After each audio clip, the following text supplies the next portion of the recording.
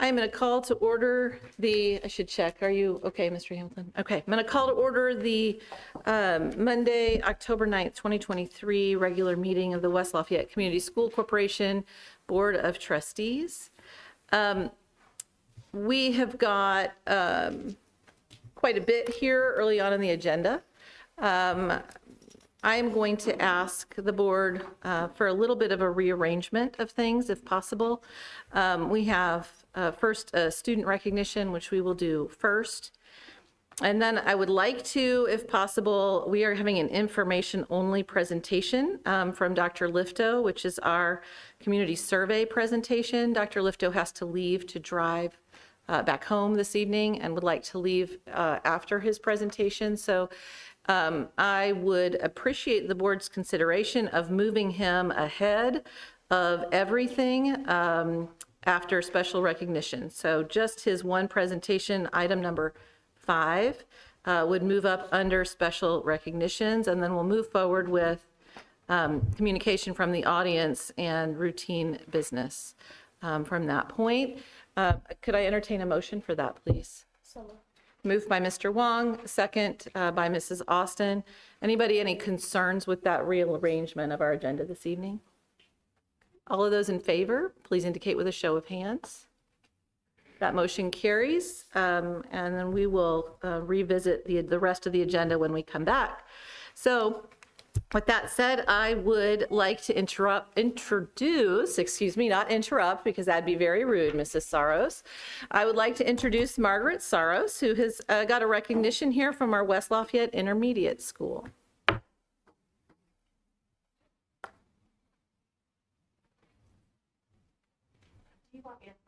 That would be wonderful, please, so that those on live stream can hear, and you can pull that out of there if you want to.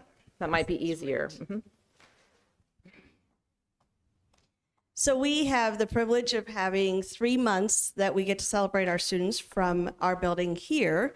We celebrate them every day, but here in this setting, we have the privilege of bringing students to our board meetings to recognize them. And so one of the important things that we thought is it's nice to be able to share a little bit of all the aspects of things that we do in school. And so tonight we're celebrating our athletics, and we have our PE teachers here to help with that. We will be celebrating our academics and our arts later in the future board meetings as well. I want to take us back to September 20th, where some of the great events happened, and our 4th, 5th, and 6th graders participated in the cross-country championship under the leadership of Mr. LaGuire and Mrs. Fry. I'm going to turn things over to them so they could tell you a little bit more and introduce our students. Thank you very much. Would just like to kind of explain our mile run unit culminates with our mile run championship, where we take our top 20 times from our boys and our girls of each grade level, and we are honored to be able to have a race to let these students compete to really kind of explore what some of their limits are and develop kind of an ultimate challenge to end our unit with. We have 3 of our students with us here tonight, and I'd just kind of like to tell you a little bit about how they, our 6 champions. I'll go ahead and mention them all. Our 4th grade champion is here. She had a time of 6 minutes and 53 seconds, winning the 4th grade girls race. That would be Violet Bosch. Would you like to come on up there? Come on up.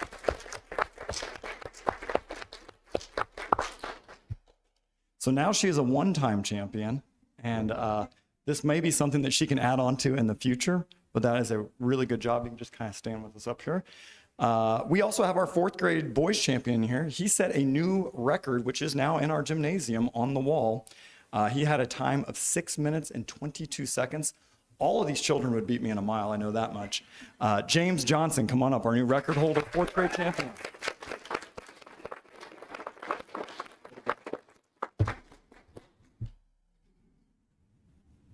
Now, I would say that she was running late, but she's never late to anything if she's running this fast.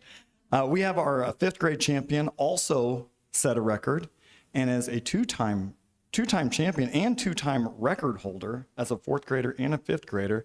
Her record time this year as a 5th grade girl was 6 minutes and 33 seconds. Our 5th grade champion, Maddie Clampus Morales, please come on up.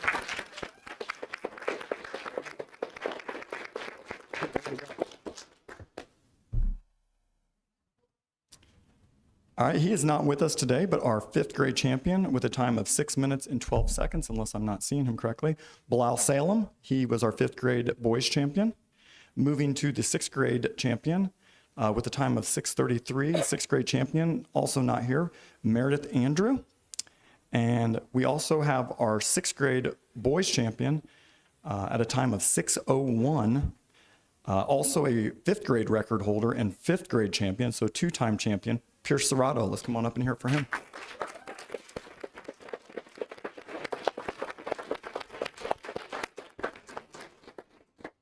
I think this is a great opportunity for children to be celebrated, and also just give them an opportunity to be able to give their best in a competitive way. I just think it's a great opportunity for these kids. I really enjoy this event each year when we have it. I just think it's a great end to our cross-country unit.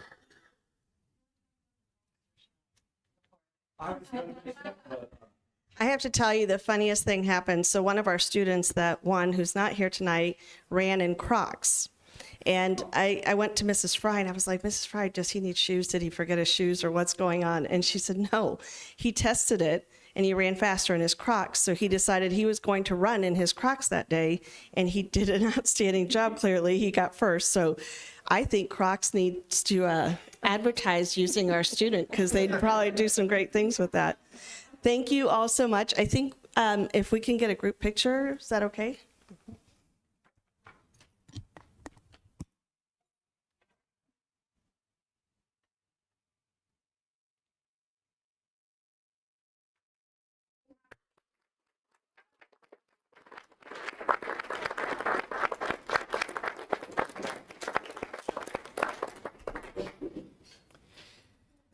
So students and families, you are welcome to stay and watch the rest of the meeting, but if you would like to leave, we will not in any way be offended. I'm sure there's homework on your schedule and other things like that, so.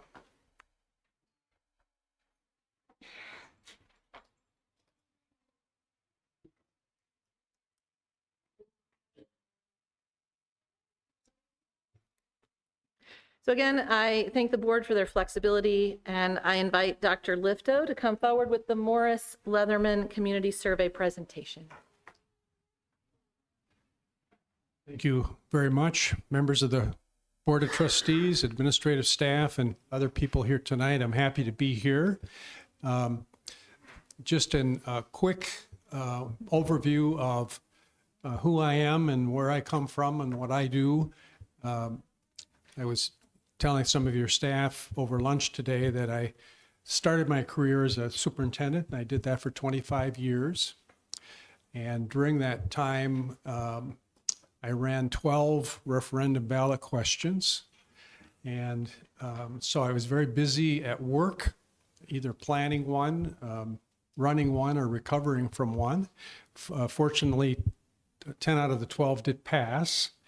And then while I was doing that, I was also at the University of Minnesota doing a PhD studying why referenda fail and why they pass and what's the difference. So that's what I come to this with in terms of my my background. I'm going to be looking over my right shoulder at the screen and over this way to look at all of you, so I'll do the best I can with that. In terms of the general overview of what we did and the parameters of what we did, we ended up completing 400 random sample interviews of registered voters living within the boundaries of the school corporation. To put that into some context, if you, on the way home tonight, have your radio on and you hear news about a national survey that was done, the number of interviews typically conducted for a national survey range from 1,200 to 1,500. So think about 1,200 to 300 million compared to 400 for your school corporation. This is a good size sample to provide information for planning purposes. The length of the questionnaire was 35 probes, and I was mentioning that most of the research for phone surveys suggest kind of a sweet spot of 8 to 12 minutes on the phone. And so you were right in the middle of that range. The margin of error based on those 400 completed calls is plus or minus 4.8. It's easier to round that off to 5. So if you see a slide up here that says that 50% of the people thought the sky was blue, if you add 5% to that and subtract 5%, there's a 95% chance that that would represent the opinions of everybody within the school corporation. The random sample interviews that were done did include demographic targets. And there's a slide that I'll talk a little bit more about what those targets were. The idea of having demographic targets is even though you're doing random sample calling, you don't want to inadvertently end up with talking to 65% men and 35% women, or way too many parents as compared to what would be their representative size that you'd want to talk to. And so I'll talk a little bit more about those targets. All of the targets that you'll see that I'll go through tonight were within 3.6% of what they should have been. So the targeting worked very, very well. Here are the 4 areas that we looked at specifically: age, gender, parent status, and voting history. The only one that needs more explanation would be the last one, which is voting history. What we do with that particular target is we look at each registered voter and see how many times out of the last 9 did they cast a ballot when they had an opportunity to cast a ballot. And you'll see slides later on that will be talking about very active voters, and less active voters. And I'll go into a little bit more detail on that when I get to it. But the idea, again, of these 4 targets is if 54% of registered voters are women, we want to have about 54% of our random calls be with women. If 20% of registered voters are over 65, we want to have about 20% of our random calls done with people over 65. So the idea with the targets is the targeting produces a sample of 400 that closely mirrors the actual demographics of all registered voters. There were 2 sections in the survey. The part of the survey measured people's opinions generally about the school corporation, its performance, its standing, how it's viewed. And then part of the survey focused more on your renewal of your referendum levy that's coming up next month. The last part of the section did probe a little bit in terms of how people receive their information. Did they get it primarily from print sources, primarily from word of mouth, from electronic sources? And I'll go into those in a little bit more detail in a minute. Early in the survey, we have kind of a warm-up question. And this particular question has been asked by Phi Delta Gallup for, I think, close to 60 years. You're the teacher for the day. Give your local public schools a grade, A, B, C, D, F.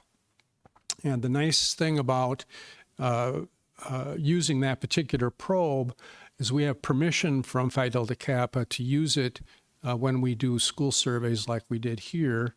And that gives you an opportunity to see how people responded in West Lafayette, but also you can then compare to the national sample. And so here's the response from the 400 interviews that we completed. As you can see, 84% responding that the school corporation deserves either an A or a B. That is an excellent response and certainly puts your school corporation in the top 10% of surveys that I've been involved with in multiple states over the years.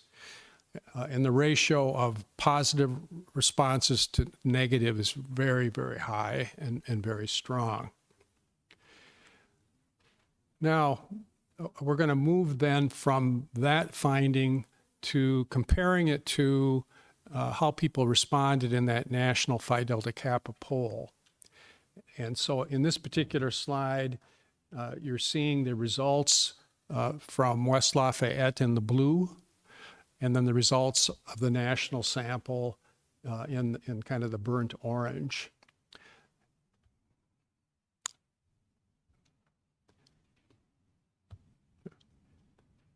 Hold on for a second.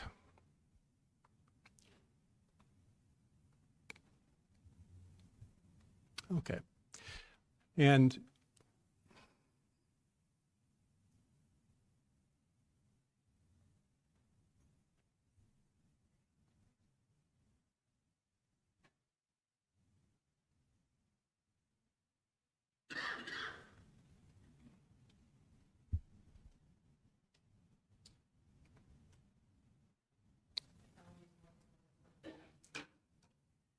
yes, it is.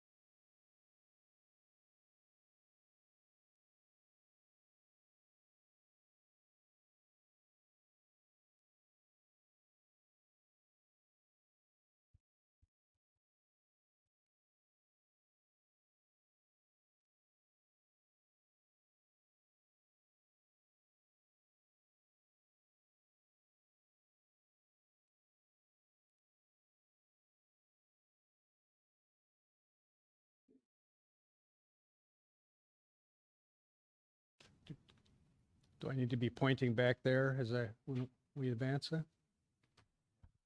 Okay.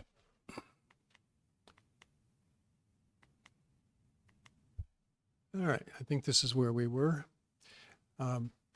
Naturally, when you did so well on that particular probe, you're going to compare very, very well to the national sample. So a very positive result there.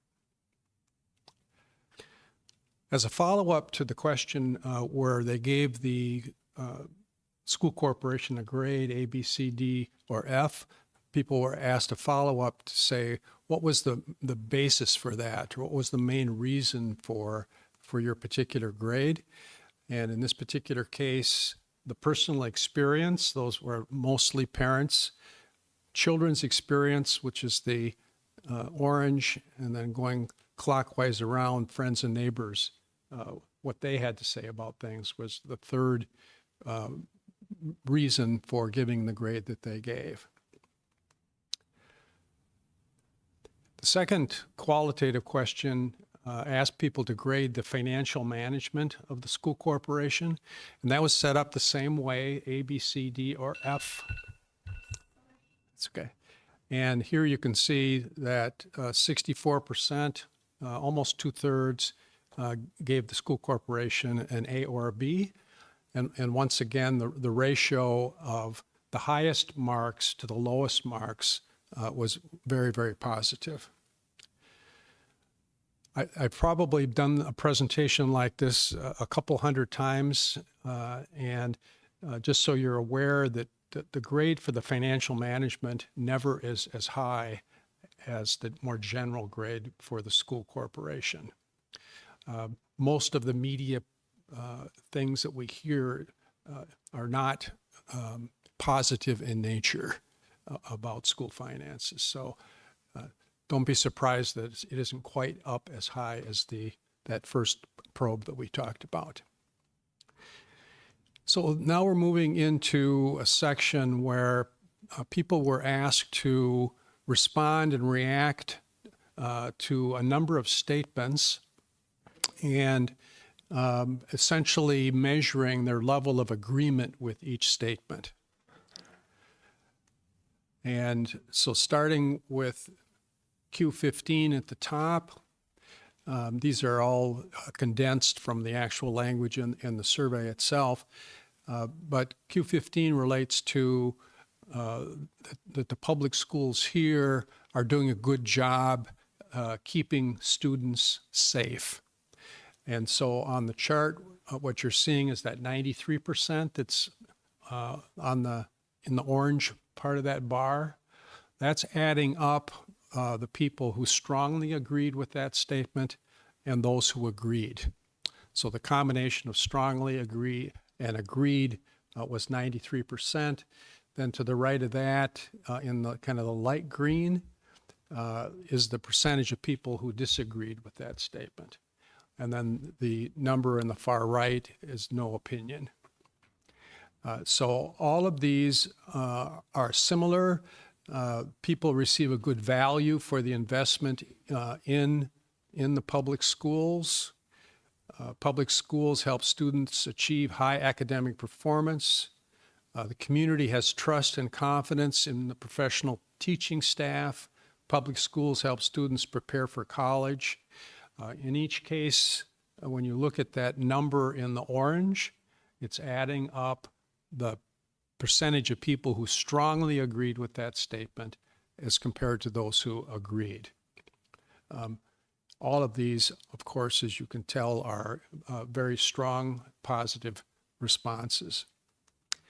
These are continuing with the same types of questions. Again, we're measuring to what extent people agree or disagree.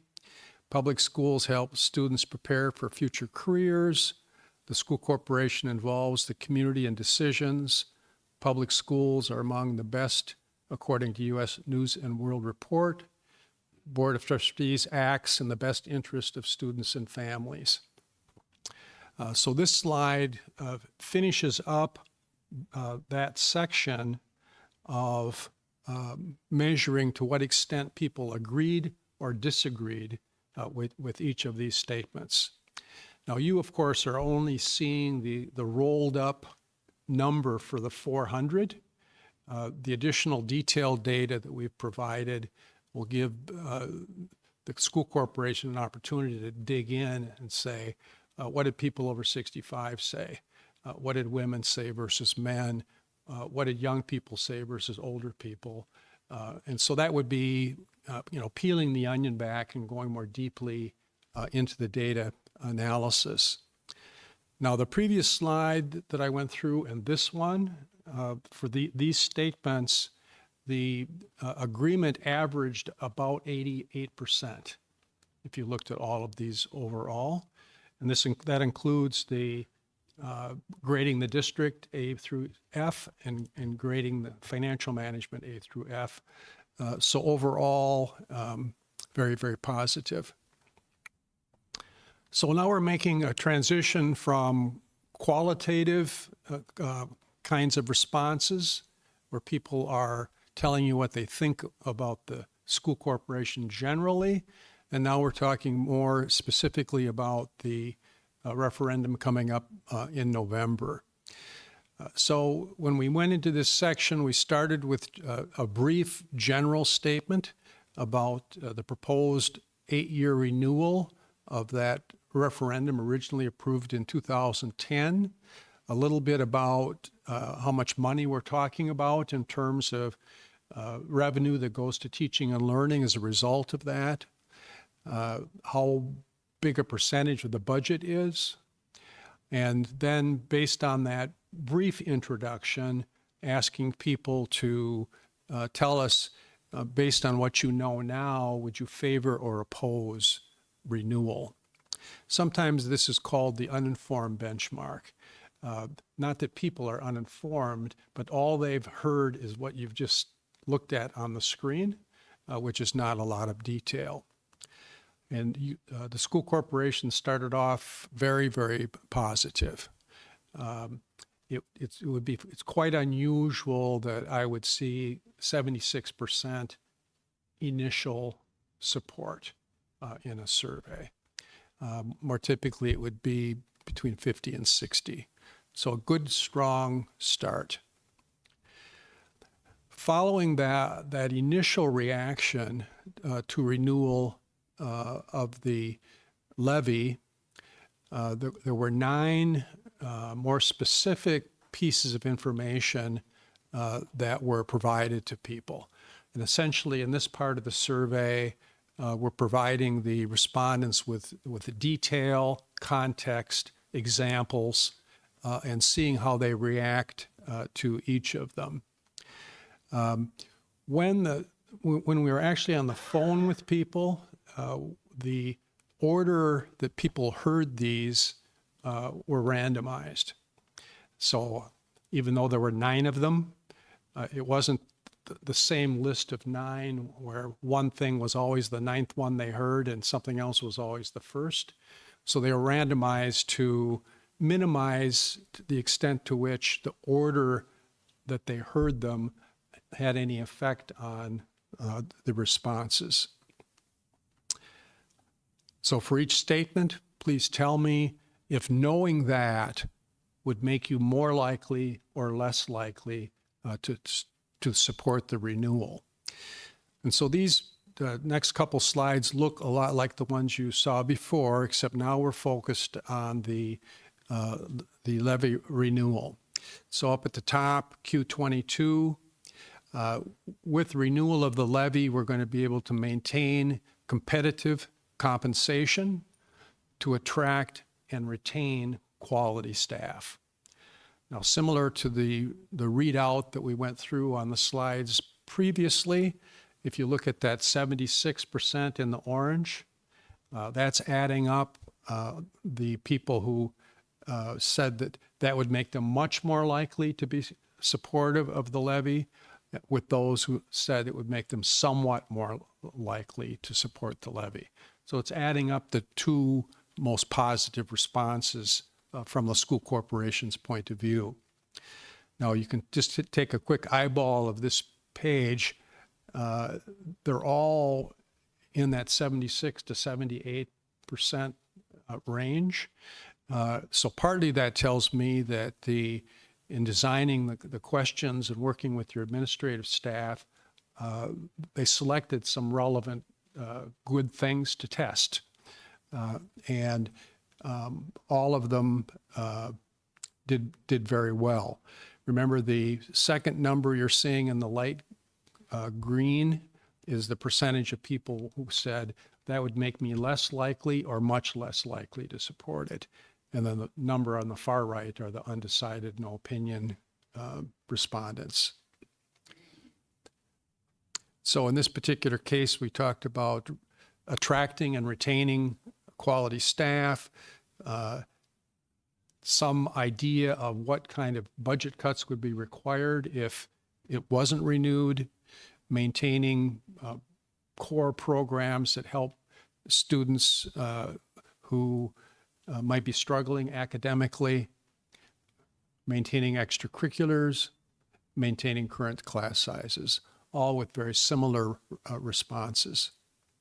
This is continuing with the last 5 in this section, remembering that they were randomized so that this is not the order that everyone heard them in. There's one little deviation I'll point out to you on this slide. You see there at the bottom, there's a 28B and a 28A. That's called a split sample probe. And what that means is for 28B, half of the people, or 200 respondents, randomly heard the B question but not the A, and the other heard the A question but not the B. Sometimes these are used to test language differences. In this particular case, they were just two different topics, athletics and the fine arts. So we've gone through 9 examples, detail, context to help people understand a little bit more deeply what this is all about. Then we come back with what's called the informed benchmark. I've told you a little bit more about this. Tell me again, what do you think? And here you're seeing that support moved from 76.3 to 78. Now the good news is it moved north, and you want it to move north. There really is no bad news other than it's within the margin of error. So while those two bars look different, they may or may not be different once you do that plus and minus 4.8 that we talked about before. One thing to keep in mind here, sometimes clients might be disappointed it didn't move a little more, but when you start at 76.3, there isn't much room to move north, realistically. So this is a positive response and what you'd like to see. Now, the next section of the PowerPoint takes a look at how different demographic groups responded. So far, we haven't talked anything about taxation and what that has to do with this at all. So what we're doing now is we're going into these 7 demographic groups, and what you're going to be seeing is charts that will show how they responded after they had information, after they heard those 9 examples. So the first one is the parent status. Over on the left in the blue, parents are people who said, I've got 1 or more young people in the West Lafayette schools right now. In the middle are people who said, I've never had kids in the school corporation. And over on the right are people who said, I used to have kids in the school corporation, but not anymore. So they're categorized as alumni parents. One of the most striking things about this to me, and you can see it visually, it's almost flat, which is really remarkable. More commonly, we'd see parents and non-parents dropping off, 5 to 10% or so in most of the surveys. So that would be, a takeaway that would be positive from my experience. So on the left, we're seeing male-female. 90% of the time when I do projects like this for school districts, the support from females is higher than for males. Here it's pretty close. And again, with that margin of error, it could even be overlapping the other way. On the right-hand side, you're seeing the support based on age.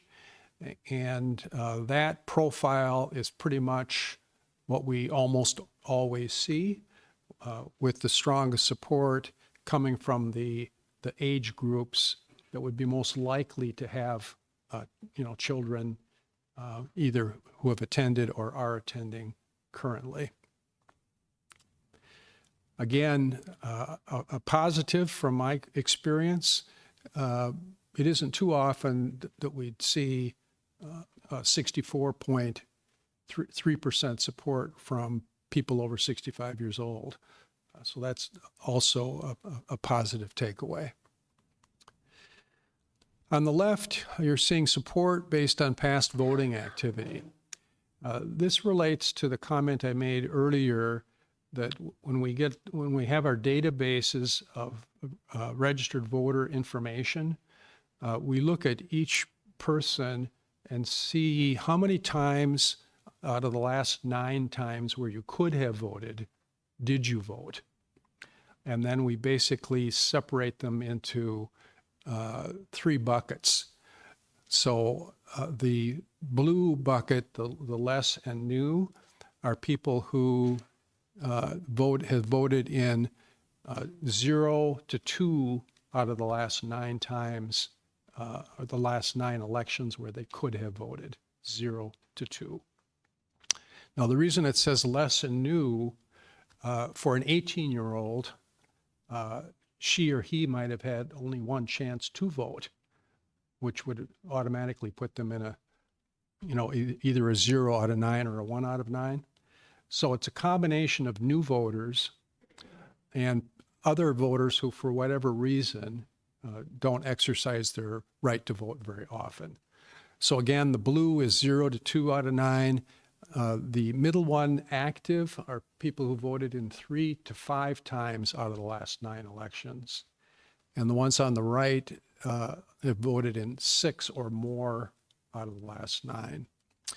Where this can become helpful information for planning purposes is that in odd year elections, like a November 2023, when all the ballots are in the ballot boxes, people who are very active voters and active will be in the ballot box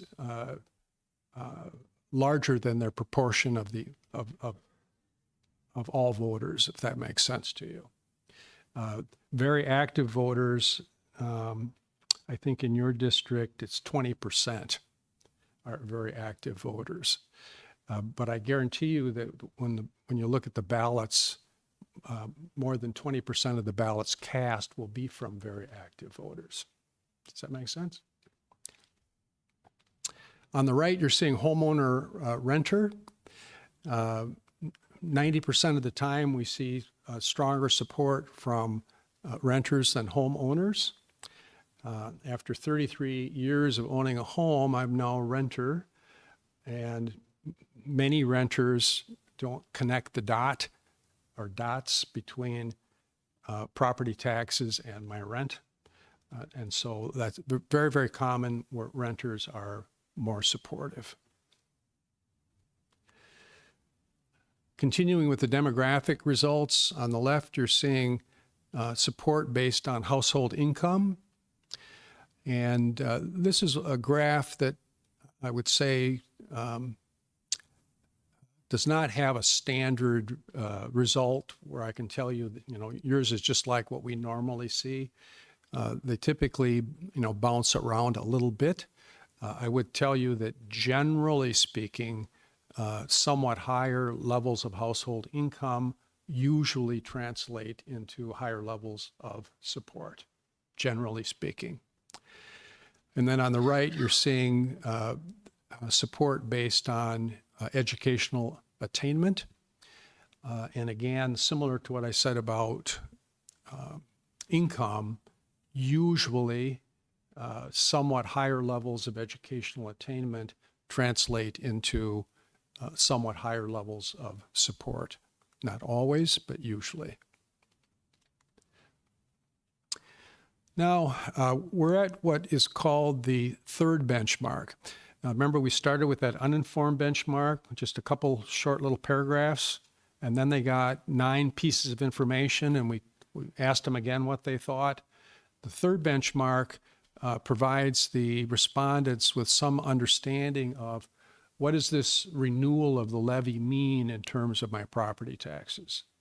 And in your situation, as you know, the property tax rate would be the same as it's been for the last 13 years. And so we told people that and then asked them, based on knowing that, what is your level of support?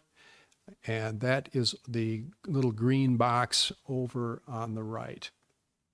Similar to what I said before, it's moving in the right direction, but it's very tight from each of those three benchmarks, and not statistically significant, which means the differences are less than that 4.8 margin of error. At the last section of the survey, as I mentioned, tested how people got their information.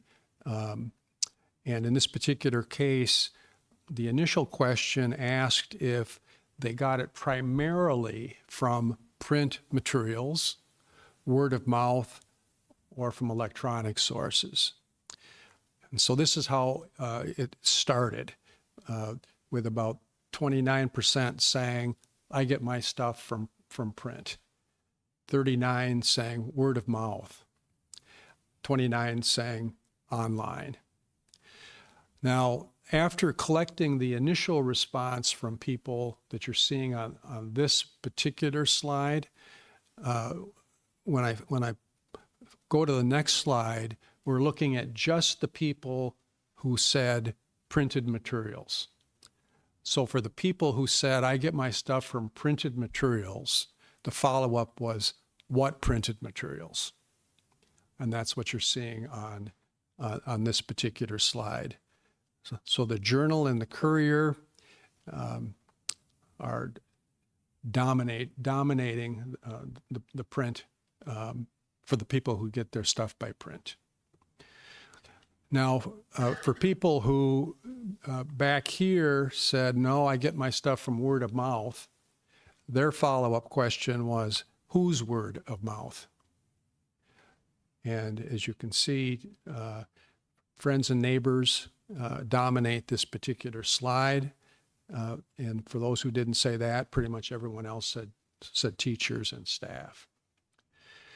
And for those on the first question who said, no, I get my stuff from electronic, the follow-up was, what electronic? And here it's certainly positive that the school website is coming in at that 50% as the primary way that people get stuff electronically. And then if going clockwise, the social media is the 36%, and those are really the two that dominated the responses. Now, there was a follow-up question for those who said social media. They were asked, what social media? And that's that little notation at the bottom, with 53% said Facebook and 35% Twitter/X.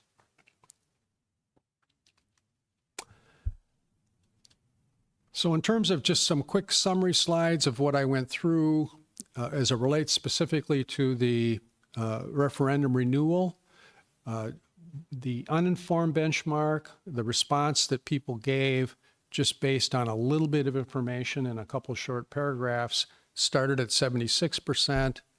After people got more information, it moved to 78%. And when they found out there would not be a tax increase, it moved to 78.5%. In terms of the 9 things that were tested in the middle, related to class sizes, related to programs for kids who were behind academically, those 9, the positive responses range from 78% to 61%. And when I say positive, what that means is people were saying, if knowing that would make me very likely to support it or somewhat likely. So it's those 2 positive categories at the 78%. Negatives range from 7 to 27%. The greatest positive impact came from maintaining competitive compensation so the school corporation can attract and keep quality people, and the not being interested in $7 million in budget cuts. Relatively smaller positive impacts from maintaining arts and athletic programs, and comparison of per pupil funding compared to the rest of the state. In terms of demographic support, strongest support, 35 to 44-year-olds. Not surprising, that's a big parent range in terms of age and renters, lower support comparatively from people over 55, households with annual income between 75 and 100,000. 84% gave the school corporation an A or B, which is outstanding. Grades were well better than the Phi Delta Kappa National Survey. And I should have mentioned on that Phi Delta Kappa National Survey, that is apples to apples. So in that survey, people are not grading the nation's schools, they're grading their individual school with the same language as we used here in West Lafayette. 64%, almost 2/3, A or B in financial management.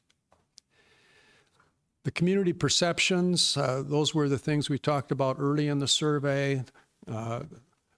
West Lafayette, the investment in schools is a good value for the community. The people teaching our kids can be trusted. All those value statements at the beginning of the survey the positive responses ranged from 93% to 75%. And I mentioned the average was somewhere around 87, 88%. People who disagreed with those statements ranged from 4 to 20%. Highest level of agreement related to school safety and a good value for the money we invest. We're getting a good value in return. Belief that the Board of Trustees makes decisions in the best interests of students and their families was slightly lower, but it's still at 75% agreement. So comparatively lower, but still most of the clients that I would be working with would be very happy with 75%. And on the information, 39% rely on word of mouth. Printed and electronic materials were right around 29% each. And that is it.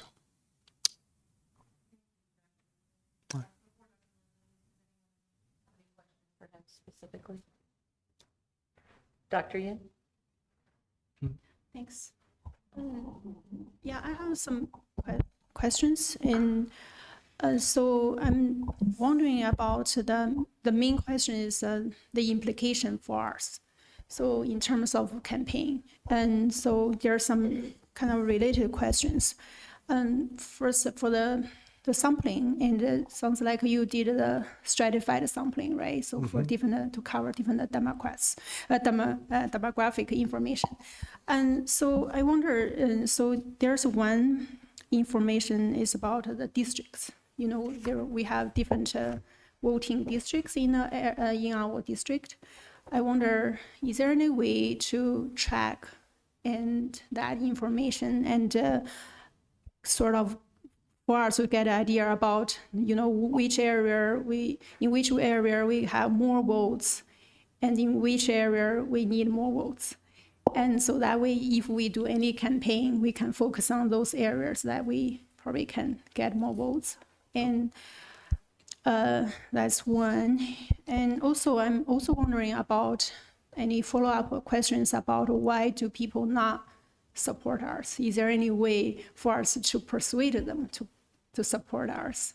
And because that's another kind of implication for this survey study, you know.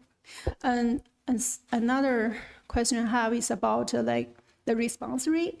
And because, you know, when you call people to do this survey, I guess some people will say, no, I'm not doing this. I don't have time or whatever. I wonder, and like, what did you track? Let me start with the last one, and then I'll see if I can remember the first two. Okay, sure. In the hundreds of surveys I've been involved with over the years, the refusal rate typically runs about 10%. And what I mean by refusal rate is when I call you, you answer the phone, I tell you who I am and why I'm calling, and you say, no, that's refusal. If someone is chosen randomly to participate, but it goes to, a voicemail, we'll try as many as 10 times to connect with that person. including leaving information on the voicemail and giving them a chance to call back and do it before we kind of give up and move on. So the response rate is really quite good and better than what you might think it would be kind of intuitively. The reason it's pretty good is nothing unique to what we do, but you're calling to solicit opinions about their local public schools. And you know, you compare that purpose to a political poll or, you know, any other kind of poll, you're going to have lots of people saying no, including me. So because you're talking about something that's so central and important to people, the response rate is really quite good. On your first question about demographic breakdown, the place to start with that is we've provided about a 30-page detailed report where you can look at every single question in the survey and then see how people responded who were 18 to 24, how people responded who were 25 to 36, how did women respond, how did men respond, how did parents respond, how did non-parents respond. And so in terms of peeling the onion back and looking for opportunities to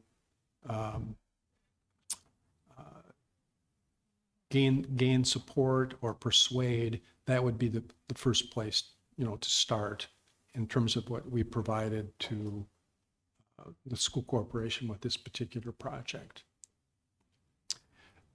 Your middle question, remind me again? So yeah, just a kind of follow up. And so when you answer the first question about the refusal rate, and sounds like the current sample probably can well represent the voters because the refusal rate is fairly low, right? Yeah. No. Yep. And as I mentioned, we were within 3.6% of every target, and then there was also statistical reweighting to the extent that we were off a little bit. So the sample of 400 closely mirrors those key demographics. Okay. And so as for the peel the onions, and so my question about another variable and to like a different way to peel the onion is the districts. Like, is there any way to track like from which area we don't have enough support so we can, let's say, campaign, distribute flyers or knock on doors and to get more support from those areas? Because, you know, for the other demographic information like gender, I'm not sure how I'll like talk to more men, male to get their support. Or it's a little bit kind of more difficult to operate. There isn't anything in the data that would give you a breakdown geographically, whether Yeah, that be by zip code or ward or precinct. And sometimes that's done and sometimes it isn't done. Oftentimes when the geography of the school corporation is really small and there aren't as distinct areas, it's not done. And so in this particular survey, there's nothing geographical. Okay. And there's no way to trace back to, let's say you have the current data, you know, you have certain participants who voted, who said no. And so there's no like a voter registration information about where those people typically live or something like that. Not in the data analysis. Oh. And the support levels were so strong and mostly uniform. I don't know there's a great opportunity to get a lot of added value out of that approach in this particular case. Okay. My third Dr. question. Dr. If you'll excuse me, could I allow other members to also ask questions? And then I'll come back to you for the second round of questions if there are any more. He asked me the third question. I Oh, asked I'm sorry, I earlier. thought he answered them already. Okay. Yeah, the third question was whether you asked the reason why people decide not to support. We do not. Okay, Okay. thanks. Any other members with any questions for Dr. Lifto? Yeah, so in all the years that you've been doing this, what's your accuracy in terms of, we've got a good result here, right? So it would lead you to believe that we might win this GFR. How often are you correct? If we look at the last 4 years of all the surveys that I've been involved with, similar to this one, the roughly 2/3 of the time, the vote on election day fell within the margin of error of what the survey predicted. So if the survey predicted 77% yes vote on election day, 2/3 of the time it was between 72 and 82, at plus or minus 5%. Okay. Not perfect, but from my experience, pretty good. Good, thank you. Mr. Shaw? I don't want to be flippant with this question, but any advice on what we should not do to screw it up? Well, my big pitch to you and to clients with similar results focuses on avoiding the C word. Any idea what the C word might be? Second letter is O, complacency. When you have odd year elections, like a November 2023, it's not the least bit unusual that parent turnout is under 40%. And sometimes when people are hearing positive news about the levy and about the survey that was done, you don't want them to come to the conclusion, I don't have to vote. It's going to pass. So I'd be working hard to avoid complacency, and particularly with parents, because parents are famous for not showing up in odd year elections. Glad I asked. Any other questions, Mr. Wong, Mrs. Mumford, Mrs. Austin? Okay. Thank you, Dr. Lifto. We appreciate your time here this evening. It was a pleasure working with you, and if there are follow-up questions that you didn't get answered that you want a little more information about, let Dr. Reiner know, and he can get a hold of me, and I'll try to get back to you. So good luck. Thank you. Thank you very much. Thank you, Dr. Lipton. Okay, we are going to move back to communication from the audience. We do have a list of 9 individuals who have signed up this evening. Just as a reminder to all of those who have signed up, I will call you up. You will have 3 minutes to speak. And I do also want to remind everyone here present of Board Policy 167.3. This is a bylaw policy that says that comments must be about programs, policies, or procedures. Comments about building staff and/or children other than the speaker's child or children shall not be heard in public session. So with that said, I will call you up in the order that you have signed up. I'm going to apologize on pronunciations. I believe a Jerry Gu. You switched the order?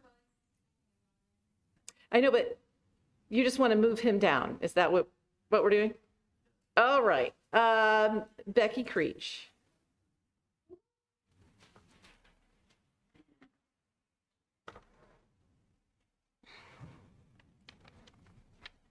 And Mrs. Austin will have your timer, and she'll wave you down. All right. So I'm Becky Creech. I'm a West Lafayette parent and high school science teacher, and I want to thank you for the opportunity to share some thoughts from a teacher's perspective. While I do not claim to speak for all teachers, I would like to share some concerns that my colleagues have discussed with me. In my 26-year teaching career, I've been a proud teacher of the West Lafayette schools for 11 years. One of the main reasons I wanted to teach here was to join the positive and collaborative effort among the board, administrators, and teachers. An integral part of that collaboration was the trust and support the board provided the professionals hired to lead and teach our students.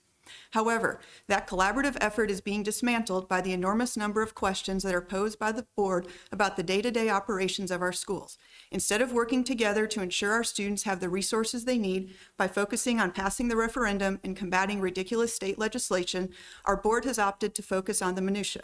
Honestly, as teachers, we feel attacked by the lack of trust our board has for us and our administrators. While these questions are not posed directly to us, we feel the added stress our administrators have in dealing with the micromanaging by the school board. Instead of our administrators being able to interact with us and our students, they are in their offices responding to board questions. The school board has done a great job hiring a wonderful superintendent. Dr. Greiner has ensured that we have excellent school administrators. Our principals have hired the best teachers they could. It is now time for the school board to trust these people to do their jobs. When our work is constantly micromanaged, it erodes our school culture that had previously been built on trust and cooperation. As teachers, feeling supported by the administration, the board, and the community is a critical piece of our formula for success. And our ability to do our jobs is one of the key pieces of the world-class educational experience we wish to provide for our students. Please help us do our jobs by letting us do our jobs. Thank you. Thank you, Mrs. Creech. Up next, Graham Whitcomb.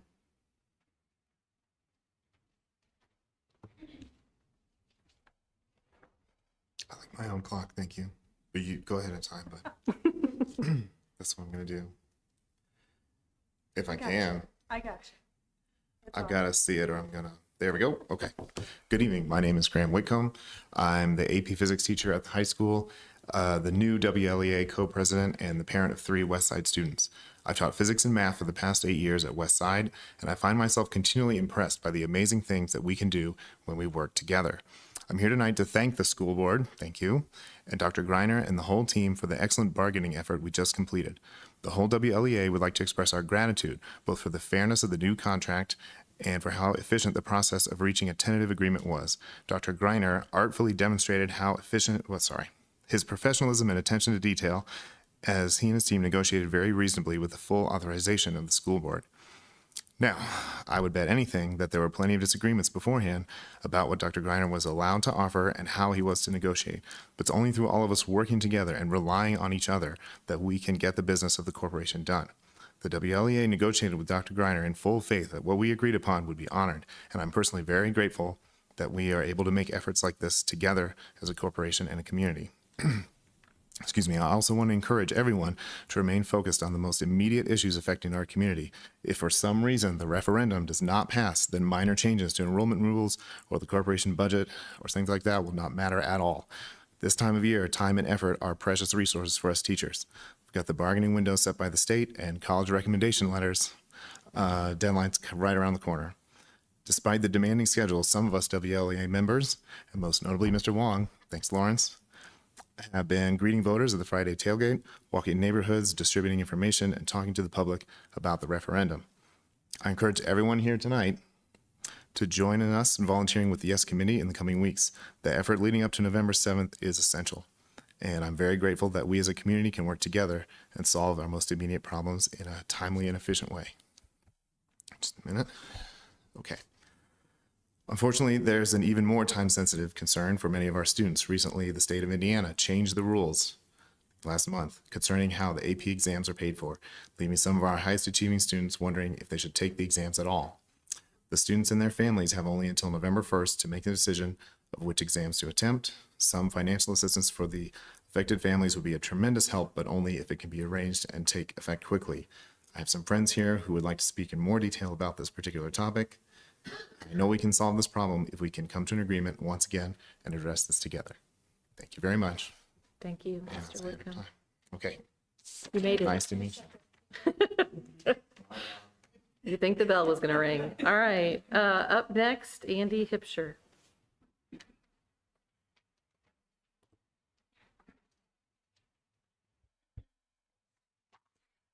Good evening. My name is Andy Hipsher. I am a teacher of Earth and Space Science and AP Environmental Science at the junior senior high. I have 2 children of my own that are West Siders, and I am the current WLEA secretary, former co-president for WLEA. I'm here to talk a little bit more about what Mr. Wickham just told the board.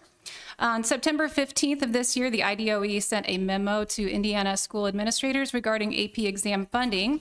It states, quote, "The budget provides funding to cover the exam fees for AP exams taken by Indiana students in grades 9 through 12 who are enrolled in an accredited public or non-public school," end quote. This is similar to years past. However, it goes on to state, quote, "A maximum of 3 exams per student per year may be funded," end quote. This is a change that will affect many students and their families across the state. AP exam fees vary, but generally speaking, a student will pay a $98 exam fee for each test that they take. In the past, the state would cover most of that fee, reducing it to just $9 per exam. This year, however, students will be required to pay the full $98 for each AP exam they would like to take beyond the 3 that are allowed. Students on free or reduced lunch will pay $53 for each test beyond the 3 that are allowed.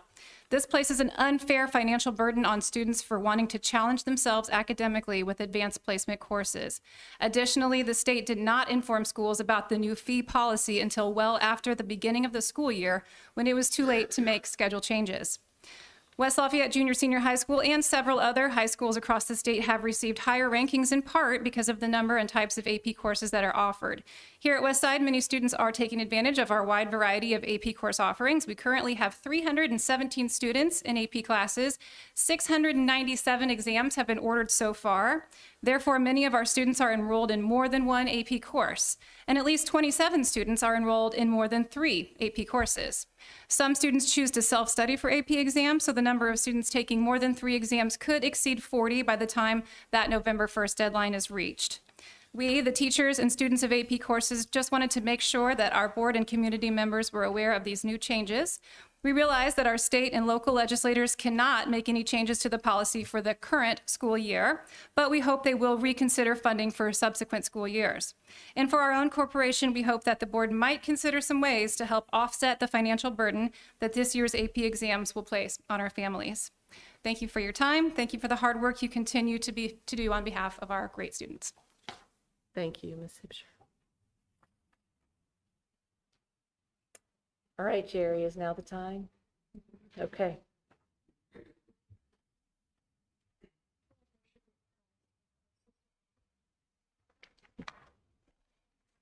Hello, everyone.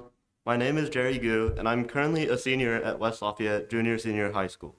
I've been a student here for all 4 years of high school, and have been a student of our school corporation since kindergarten, with my sister attending. I'm currently a coach for the West Lafayette Intermediate School's Math Counts program and direct both of our physics and chess clubs. Today, as someone who is deeply invested in this school corporation, I must bring your attention to a serious issue. Due to the new memo released by the Indiana Department of Education on September 15th, students who are taking 3 or more eligible AP exams will now have to pay a much larger fee. Many students are now forced to pay out of pockets for their other exams, which could cost hundreds of dollars. This memo, of course, puts a heavy financial burden on students and their families. Under this new policy, I would have had to pay over $420 for my AP exams last year. Under this policy, a student who qualified for a fee waiver and reduced lunch last year would now also have to pay over $210 when they would have paid $0 last year. These costs are an absolutely ridiculous increase. And unfortunately, due to how late the notification was, students cannot switch schedules, so many families will have to adjust their budgets.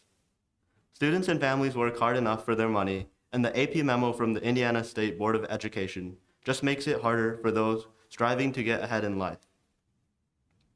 I urge you to consider potential solutions to help relieve this financial strain placed on both students and families.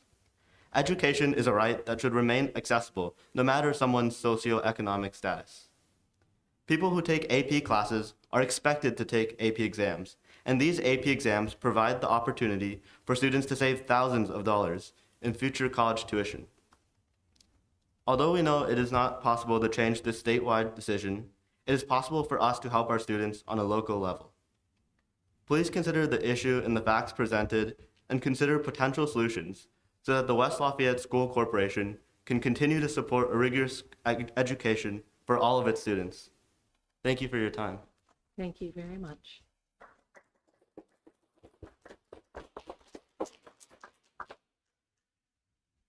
Up next, I'm sorry, I cannot read the last name, Ashley.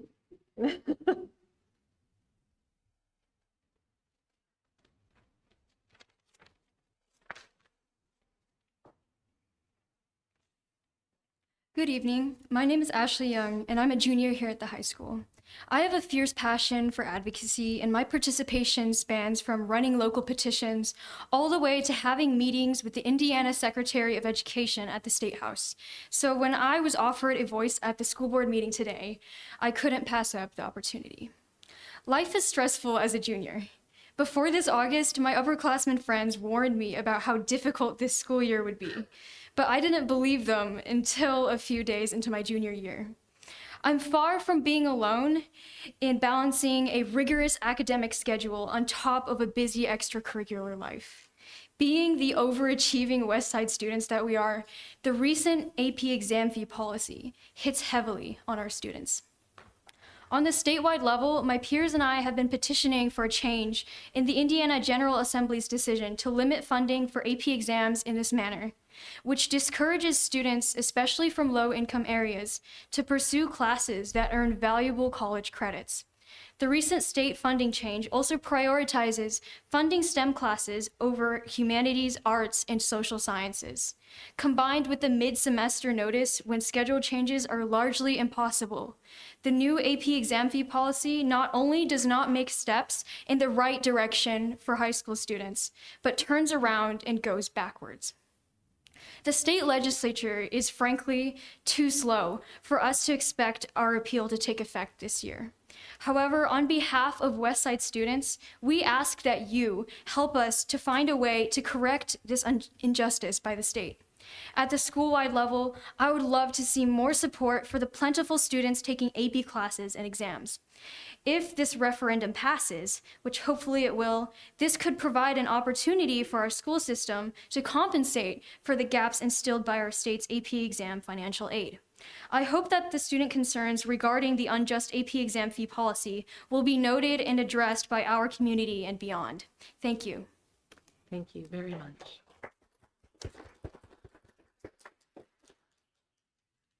I may struggle. Leisha. Okay, that's definitely a tough one. All right. Good evening, distinguished school board members and school district executive officers. My name is Lisha Chen. Both of my children have been involved with Westside Robotics, especially my son.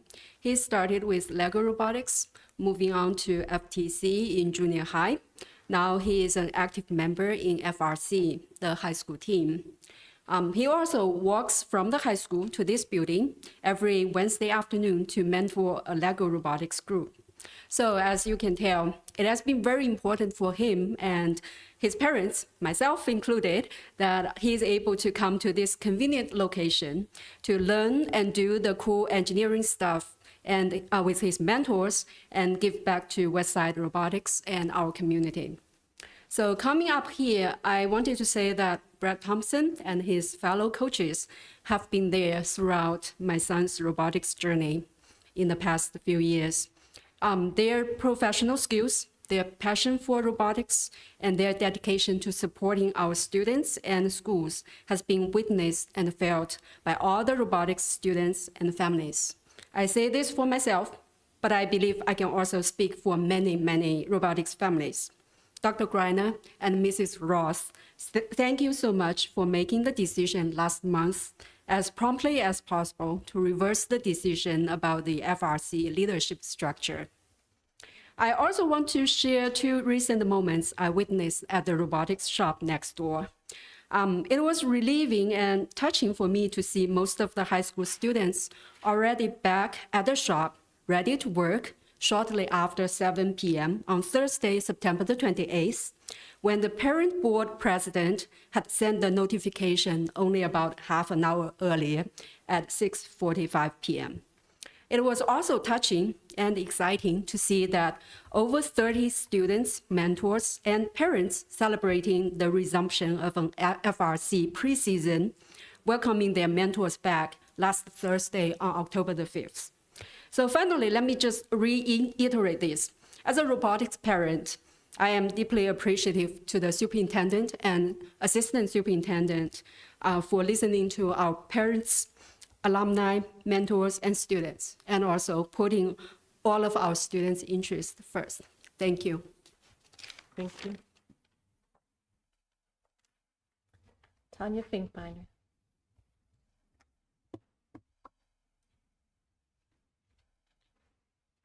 Going to read really fast. So. You can do it. I believe in you. Okay. Good evening. My name is Tanya Finkbeiner, a parent and community member here at Westside. And together with David Purpura, I was asked to co-chair the very positive, transparent, and necessary Political Action Committee, or PAC, that we thoughtfully named Vote Yes for Our West Lafayette Schools, to encourage our community to vote yes for this year's tax referendum. It's a responsibility that David and I have taken very seriously and are fortunate to have equally dedicated committee members of Alan Karpick, Kathy Kavanaugh, Natalie Lucas, George Lyle, and many volunteers and general advocates.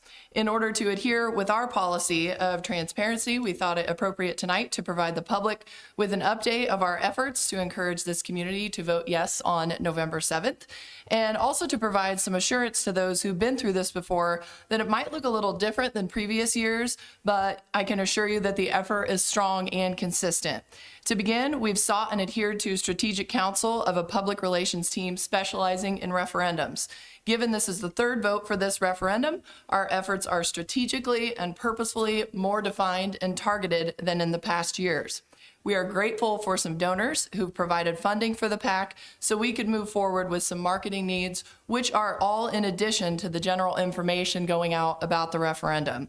Should this referendum pass, any remaining funds will be donated to the West Lafayette Schools Education Foundation, and the PAC will be dissolved.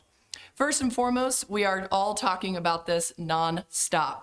We built the website voteyeswl.com to serve as the foundation of all of our marketing pieces.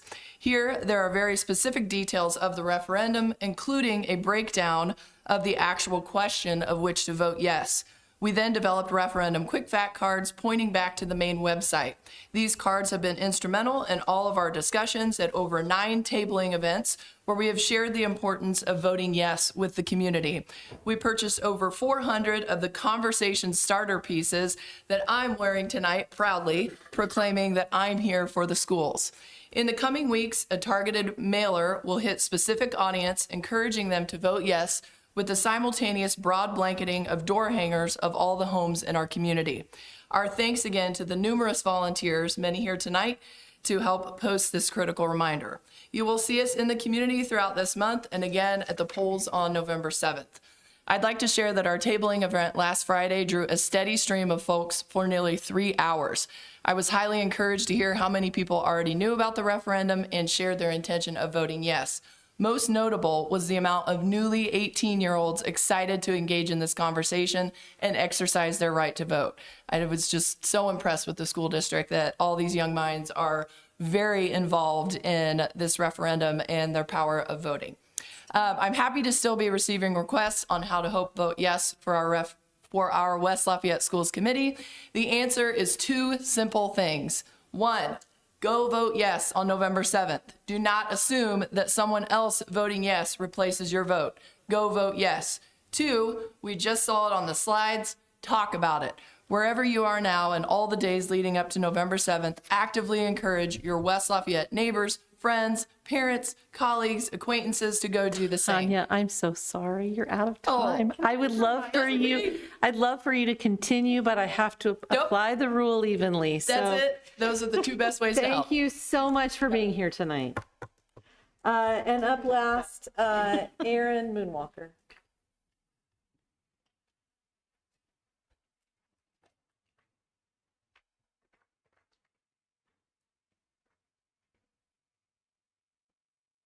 At the August board meeting during a special education presentation, it was announced that our district was placed at the highest rating by the IU Center on Education and Lifelong Learning, and that this was an honor.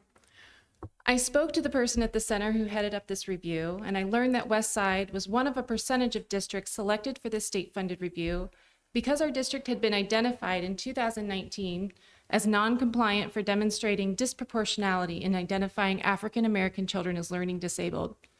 The review essentially concluded that our policies and documentation now align with state law.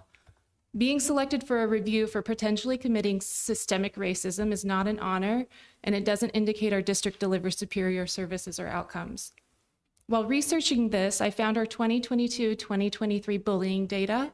It seems Willis data either was not included or was not reported, but the junior senior high somehow reported 0 incidents of bullying last year. I came before you at a public meeting last fall to tell you about video evidence of my child getting assaulted at the junior high, so we should all know that data point is false. As I considered these discrepancies in public records, I reviewed previous board meetings and heard longtime board members refuse to heed the warnings of new board members that their actions were running afoul of the open door law, a law that was designed to protect the public. Ordinary people have to endure a lot before laws and requirements get passed. For instance, disabled children had to crawl up the Capitol steps in DC to get the Americans with Disabilities Act passed. Imagine what children and families had to go through to finally get bullying reporting requirements and racial discrimination compliance indicators put into place. How much did people suffer from government corruption taking place in secrecy before our open door law came to be? These policies are not to be taken lightly. An openly flouting one does not assure us you will respect others behind closed doors. Finally, watching elected officials fail to correct meeting minutes despite reasonable requests to do so made me doubt you'd correct the above-mentioned discrepancies if I came to you in private. So I hope the public can see repairs be made. Thank you, Ms. Moonwalker. And with that, we are going to close the communication from the audience portion of the meeting. We are going to move on to routine business, of which the first agenda item is approval of the agenda for the October 9th regular meeting of the Board of School Trustees. That is this evening's agenda that we're talking about. I would entertain a motion.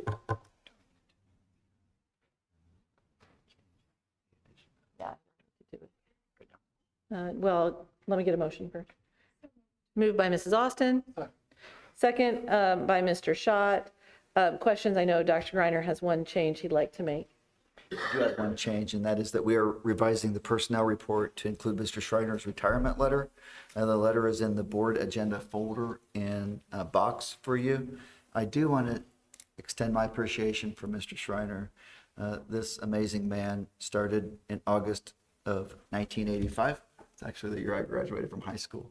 And he has touched many lives in West Lafayette school system as a teacher, as an assistant principal, and as a principal. And I've watched him do that with my own children through his involvement, his questions, genuine questions about how their day is going, how their sport is going, how their academics is going, how they have transitioned into this district that we know can be different from others just because of our rigor, yet amazing support of our great staff. And so I just want to give my appreciation personally today as we accept this letter for this amazing man and this amazing leader. Thank you.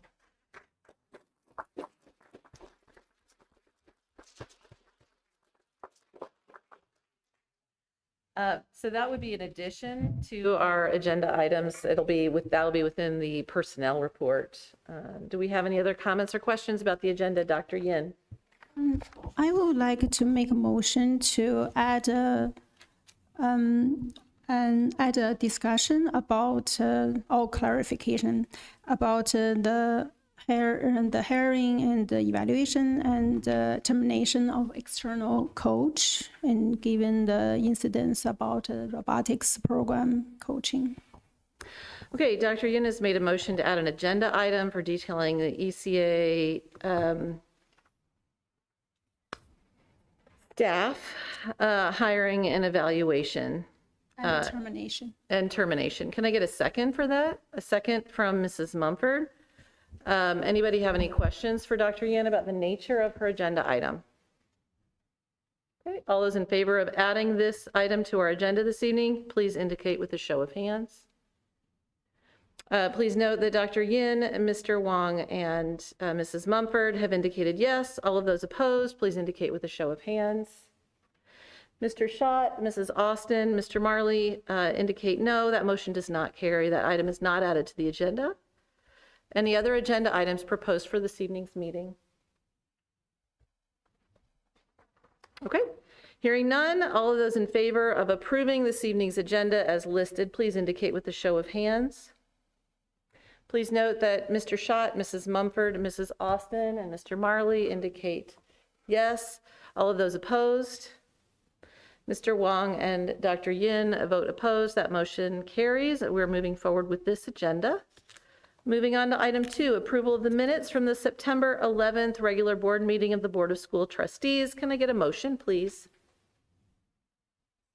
Moved by Mrs. Austin. Second by Mr. Schott. Questions or changes to the minutes from the September 11th meeting? Mr. Wong. Yes, as I sent the email to all board members before the meeting, I would like a motion to replace the wrong motion list in the section 3, item B, on September 11th meeting minutes with the correct motion, which is document the general substance of possible amendments of policy 0166 proposed by member Mumford in the August 14th board meeting minutes per Indiana Code IC 5-14-1.5-4, Clause B and item 3. Thank you. Okay, is there a second for Mrs. Mumford seconds that? Questions or comments about that change to the minutes? Mrs. Austin. Mr. Wong, you raised this in email no less than 5 times. And when Mrs. Julian and I corrected it, we used every word of your language except we changed it to Mrs. Mumford's interpretation of Indiana Code. Because she is not a lawyer or a legislator herself, I feel that it's important to delineate between her interpretation and the law. So that is why it is as it stands in the minutes. And I think we should leave it. Okay, Mrs. Mumford. I think there's some confusion. The part that was added per Mrs. Mumford's interpretation has actually nothing to do with me. That code that Mr. Wong shared was something that he was sharing, which was why he wanted this policy information added. So this actually has nothing to do with my interpretation or anything that I shared. Would you like to make it Mr. Wong's interpretation instead? I'm just saying this was nothing to do with me and is not what he said in the meeting. So putting my name on this has nothing to do with what was said, meant, or implied. Okay. Okay, Mr. Wong, we've already heard from you. Mr. Schott, do you have anything? Dr. Yin, do you have anything? No? Mr. Marley, do you have anything? Okay. Mr. Wong, did you want to follow up? Yes, I would say the motion, I sent that motion before our meetings, September 11th meetings, and also read that motion during the meeting. So basically, I just want that exactly the motion I submit during that meeting document correctly on the meeting minutes. So I think at this point of time, the motion document on September 11th meeting minutes is not the motion I submit, and that's not the motion we 6 board members cast our vote. So I think that need to be correct with the right motion. And my motion is also documented on our live stream. So anybody, if you want to check, you can check that live stream. Thank you. Okay, it would seem that we have some disagreement among members on what the actual content spoken was. Did any member check the transcription of the meeting from this period in our meeting? I listened to the timestamp from when it started to when it ended. Do you have an exact transcription of that? I mean, so he word for word said everything in there except for the part that said per Mrs. Mumford's interpretation.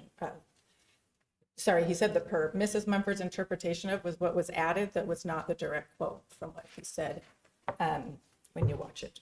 Okay, Mrs. Austin?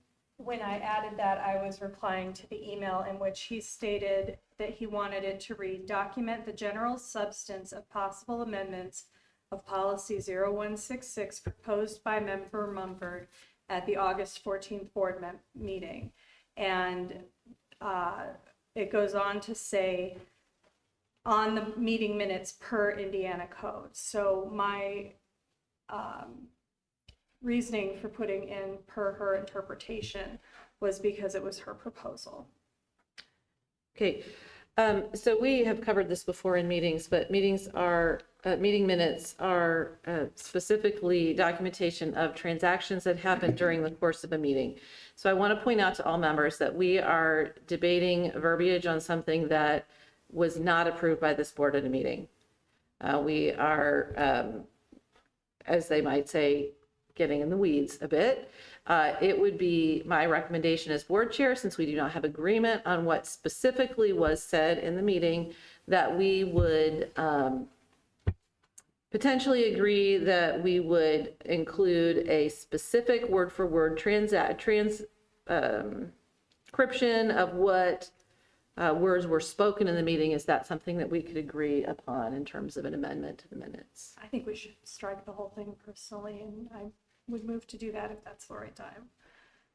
Okay. Move to strike the entire section where we're documenting a thing that didn't happen. Okay. Y'all are making this I'm sorry. tricky this evening already out of the gate. So Rather have a motion that you're printing the transcription. okay. That would be my motion. Okay. Print the transcription. So we will print the transcription and add it to the official minutes for the meeting. Okay. Can we agree upon that this evening? Okay. Two motions, and neither of them have been seconded, so I'm not clear where we're at. Okay. So the first motion that we have on the agenda was, or that we have on this agenda item, was to add a change in language that Mr. Wong has requested. That was seconded, I believe. We since have had a follow-up motion, so we can take a vote first on whether or not we would like to approve Mr. Wong's proposal to amend the minutes. Why don't we do that first and get that out of the way? All of those in favor of approving Mr. Wong's change to the minutes as he has described it, please indicate with a show of hands. Okay, please note that Dr. Yin, Mr. Wong, and Mrs. Mumford have approved that. All of those against, opposed? Hold on a second. Daisha, you know, your name is in his remarks, and what he asked us to put in the minutes, he referred to you in it. I'm reading it right now. So what he has asked is for it to be a quote, and I had also read it, and when you listen to the timestamp of what his motion is, he does not say per Mrs. Mumford's interpretation. He says at the very end, per this code, because he was referencing why he wanted this in the minutes. It had nothing to do with my interpretation. All right, so that's where you're at. That's right. That's your motion then. Your motion, okay. Yeah, It's gonna, okay.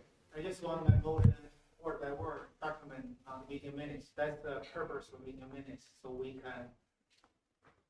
That's the motion I submit, and that's the motion 6 members we vote for. I think pretty much the meeting minutes basically correctly document what I did in last meeting. The comments.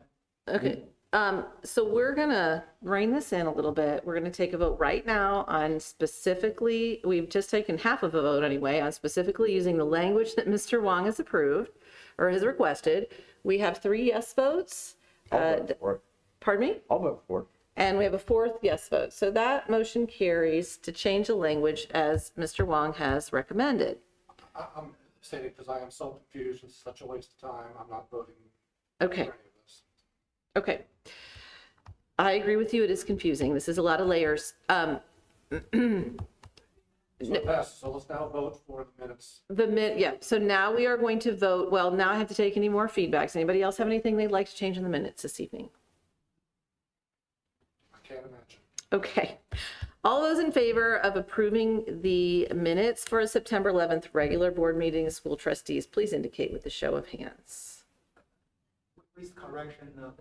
That's already been Yes. passed, yes. Okay, so we got it. All right, that motion carries 7-0, Mrs. Julian. I'm sorry, 6-0, Mr. Schott is abstained. Moving on to item 3, approval of the minutes from the September 20th work session of the Board of School Trustees.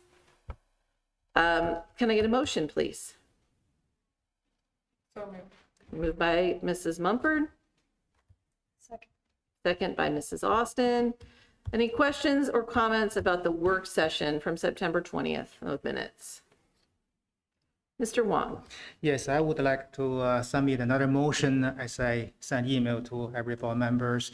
Basically, I would like to see document, that meeting minutes document the general substance of school 2024 annual budget and fiscal plans on September 20th board work session meeting minutes per Indiana open door law, IC 5-14-1.5-4B and 3.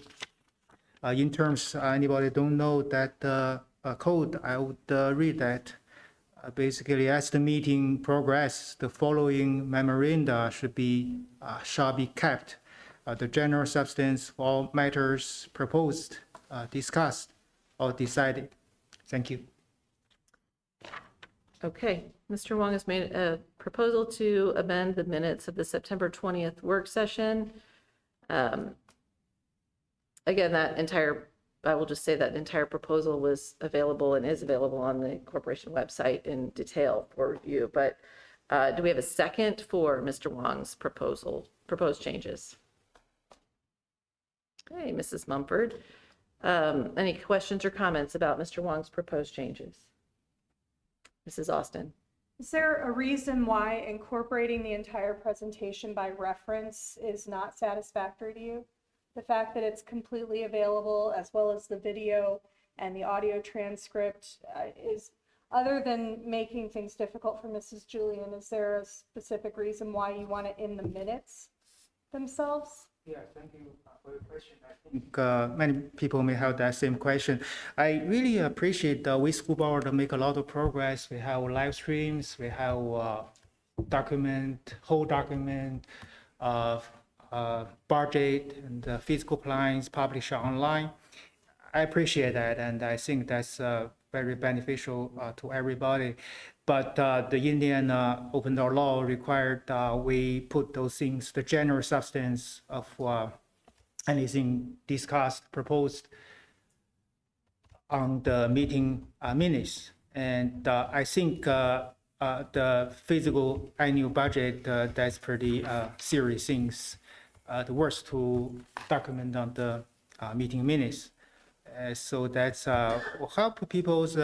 Everybody's busy. I mean, if they look at the whole document, it may take a half hour, 1 hour, listen to the live stream. But if we have highly level summary on the meeting minutes, it will be about 5 minutes so people can understand what's going on. So we have convenient access, the public access to information they need.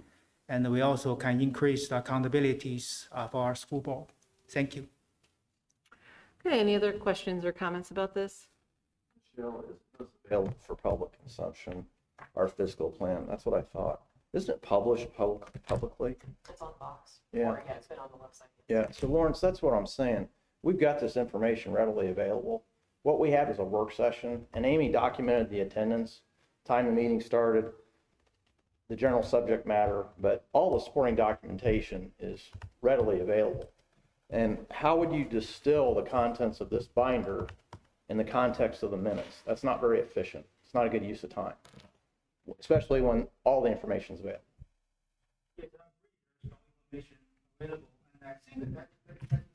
Right.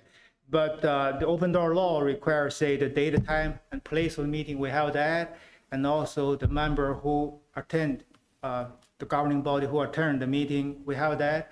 And item 3, the general substance of all matter proposed, discussed, or decided.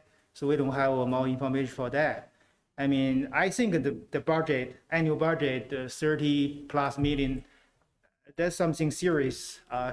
should be document with some Okay, information. Mr. Wong, I'm And- going to interrupt you to hear from any other members who have not yet spoken. We are, and then we'll come back if there are any additional questions. You are, have stated your position here already. Okay. Mr. Schott, do you have anything to add? Mrs. Mumford, do you have anything to add? Dr. Yin, do you have anything to add? I guess for this, it might be helpful to just have a brief like orientation for the document or something like that. And I understand that if it's very lengthy, detailed, it will take a lot of time. But just like our other work session, I think we did like a retreat. Later, we will have some debrief of the information for the public. And yeah, just like maybe some bullet points or something. Mrs. Austin, you've spoken. You have a second opportunity to do so. Please. There were no items taken action on during the meeting on September 20th. It was an informational meeting only. So there were no votes taken, the general substance of which needs to be documented. It was purely informational. And the second point is if we can't even get through approving the agenda and the minutes in less than half an hour, I don't think adding more words is going to speed that process up. Okay, Mr. Marley, you have a second opportunity if you'd like one. No, I'm fine. Okay, I'm going to go ahead and call Dr. Yin. You have a second opportunity if you'd like to. Yeah, just I wonder what's a common practice from other districts. You, Mr. Michelle and Dr. Greiner have experience in other districts. What's a common practice for the work sessions? Common practice was stating pretty much what is stated here currently. Attendance information, like participants. Yes, and then that those who presented. Also, has our attorney stated that they're compliant, our minutes as they stand? I cut Mr. Wong off at I'm 2 sorry. points, so I'm going to also cut you off at 2 points. Okay, everybody's had 2 opportunities to speak on this matter. We've had our questions answered. I'm going to suggest that we vote on this and move off of the minutes of a work session. So all those in favor, of adding Mr. Wong's proposed adjustments to the minutes of the work session, please indicate with a show of hands. Mr. Wong is a yes vote. All of those opposed, please indicate with a show of hands. Member Schott, Austin, and Marley, all are opposed. All of those who abstain. Dr. Yin and Mrs. Mumford, that motion does not carry. We're going to move back to approval of these minutes without any changes. All of those in favor, please indicate with a show of hands. Those minutes are approved. Please note that, did you want to vote? All of the, Missed your question. we're voting in approval of the minutes as they are written. We'll revote For the work session. for the work session. Yep. All of those in favor, again, of approving the minutes as they are written, please indicate with a show of hands. That motion carries 7-0, Mrs. Julian. Moving on now to item 4, approval of the minutes from the October 3rd tentative agreement meeting that is collective bargaining of the Board of School Trustees. Can I get a motion, please? So moved. Moved by Mrs. Austin. Second by Mrs. Mumford. Any questions or comments about the minutes from our TBA meeting? Okay, hearing none. All of those all of those who vote to approve the minutes of the October 3rd tentative agreement meeting, please indicate with a show of hands. Mrs. Julian, that carries 7-0. We have no unfinished business. We are going to move on to new business. The Morris Leatherman Community Survey, as you are aware, was moved to the top of the meeting. We are going to move to item 6, collective bargaining agreement, and Dr. Greiner. I'd just like to echo what some of our speakers said today, and that is that I am very appreciative of the collaborative efforts between the teachers and the board administration teams working together, coming together with data, looking at desires and needs to keep us competitive and attractive. We settled within less than 3 hours in one setting. I think it speaks volumes to the dedication of our staff and the collaborative efforts of all of us working together for what's best for our students. So I'm most appreciative. I'm appreciative of Mr. Marley and Mr. Wong for their support on the committee throughout the process. It's my recommendation that the board vote tonight to approve the contract 2023-2025 period. Okay, I'd entertain a motion. Moved by Mr. Wong. Second by Mrs. Mumford. Questions or comments about the collective bargaining agreement? Mr. Wong? Just short comment. I think I totally agree with Dr. Gardner, and we have a very collective effort. So I believe with this 2 years agreement, I mean, together we can deliver outstanding education's experience to our students. Thank you for everybody involved. I appreciate it. Thank you. Thank you. Any other questions or comments? Dr. Yin. I'm very happy that our teachers can get some raise this year, and I hope we can continue to keep eyes on the other districts and to make sure that our compensation is competitive in the state. And I do have like 2 motions related to this agreement. I kind of mentioned that in my earlier communication, and one is not for this year though, and one is but for the future. One motion is I would like to make a motion to collect information about ECA for next year, such as enrollment, frequency of meet, and length of meet, and duration of the program, and for 2 reasons. First, the information will be help students and the families better understand all the ECA options. Second, it will help the board, at least those who don't have information about all the ECAs, to evaluate the compensation plan in agreement. Because personally, I don't want any ECA sponsors to be undercompensated.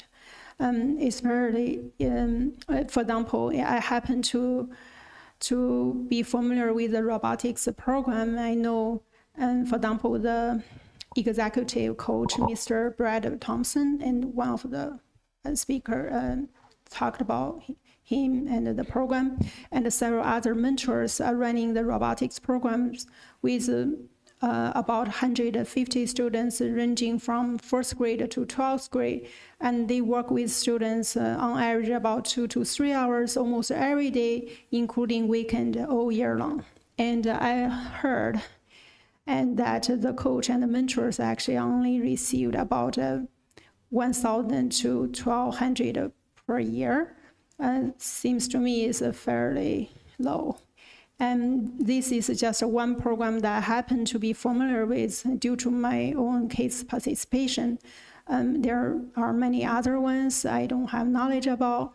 I think it will be helpful to have more information about each of the ECAs, and so we can make sure that those ECA sponsors appropriately, sufficiently compensated for their time and the effort. Yeah. Okay, so as I understand it, you would like to add a motion to this that does not change, as we know that. Not for this year. The collective bargaining agreement, correct? No, not for this as it is. Okay, but you would like to make a request now that for the this, for future. If you, to get that information. I'll give you your question back here to make sure that I have it right, if that's okay. Okay. So the first thing that you would like to ask is that the board direct the superintendent and his staff to collect data regarding participation in ECAs, so that that could be evaluated. And then you would also like to have a consideration for increasing compensation for ECA professionals. Those are the 2 motions that you would like to make? One. It's to collect the information about the ECA. So for 2 reasons. One is to better inform students and families about the options, different options, and so they can see the commitment if they join one ECA or the other, whether they can do multiple or, on different days, those things. Another reason is, we are given those agreements to vote on, but for me, for the teacher schedule part is pretty clear. You have the years of teaching and you have the degree, and with that matrix. But for the ECA part, there are different categories, but it's hard to tell why, the one ECA is compensated more than the other. And So we have a difficulty here with the request that you're making right now, and this is in board training, which I have written to present to the board later in the meeting, but I will hop ahead to it now so you understand. The request that you're making is actually not in line with board member ethics. So we have a difficulty bringing something forward to vote on. So in Board Bylaw 144.2, board member ethics, and I've abbreviated this, school board members should maintain desirable relations with the superintendent of schools and his or her staff by, I'll hop to item B, giving the superintendent full administrative authority for properly discharging his professional duties, and also by holding him responsible for acceptable results. Item C, acting only upon the recommendation of the superintendent in matters of employment or dismissal of school personnel. Item E, referring all complaints to the proper administrative office and discussing them only at regular meeting after failure of administrative solution. And a school board member should meet his or her responsibilities to his or her community by item F, refusing to discuss personnel matters or any other confidential business of the board in his or her home, on the street, or in his or her office. So the difficulty that we run into right now is that you really have two items here. One of them is to collect data for the purpose of the superintendent directing how he manages personnel. So ECA or personnel management. And the second is, so it makes sense and would be appropriate for the board to request that for the purpose of perhaps encouraging participation and understanding how that works, but it would not be appropriate when it is directed at having the superintendent direct his hiring or negotiations with the WLEA regarding their compensation. So we're getting into a little bit of a gray area here, because what you've given us is a proposal that would in part put us opposed to our ethics bylaw. I'm really confused by your questions and all the bunch of laws you just cited, because the intention for my question is, you are giving me the agreement with all those numbers, but I need to understand and to vote on. Then how, I wonder, how do you make a judgment whether those compensations are appropriate? At least because when I happen to know the robotics program, that's why I feel, that coach was underpaid. I would warrant a guess that all of our coaches are underpaid. Yeah, by what I would like yes, them to that's be. that's a problem. But if they are underpaid, then we should pay them better. Right. So here is the issue, is that the process by which the school corporation negotiates compensation for teachers, for ECAs, for everything, is through this collective bargaining process. So what you're asking is to modify or to force the superintendent to lead that process. And that's where we get into a gray area of what's against board member ethics and the bylaws. So that's where I'm kind of offering you some caution. I think that if you would like to it makes sense and would not be a bylaw issue for us, if you would like to have the board vote on asking the superintendent to collect data regarding ECAs so that we could support that process, but we cannot require him to do that based on compensation, because the compensation model exists within collective bargaining and the administration. So if you would narrow your request a little bit, we could take that to vote without violation of our board bylaws. Does that clarify the question a little bit? I can't really bring forward something to vote upon that's specifically in violation of our bylaws. That isn't appropriate action. But if you would like to amend it to ask for the data to be collected by our superintendent for purpose of encouraging participation, we could do that. Would you like to take that to vote? I thought my motion was fairly narrow. It's just collecting information about ECA, so it's helpful for the community, also helpful for the board. I don't know how to make it even narrower. Then if I make it even narrower, it become a micromanagement. So. Okay, any other board members have any questions or comments they'd like to put on this? Otherwise, we'll just take it to vote. Anybody? I'm not understanding. So if I understood correctly, Dr. Yin is asking for a motion to collect data on the enrollment numbers and workload of ECA coaches and leaders. Correct. So I'm not understanding then the pushback that that's not ethical.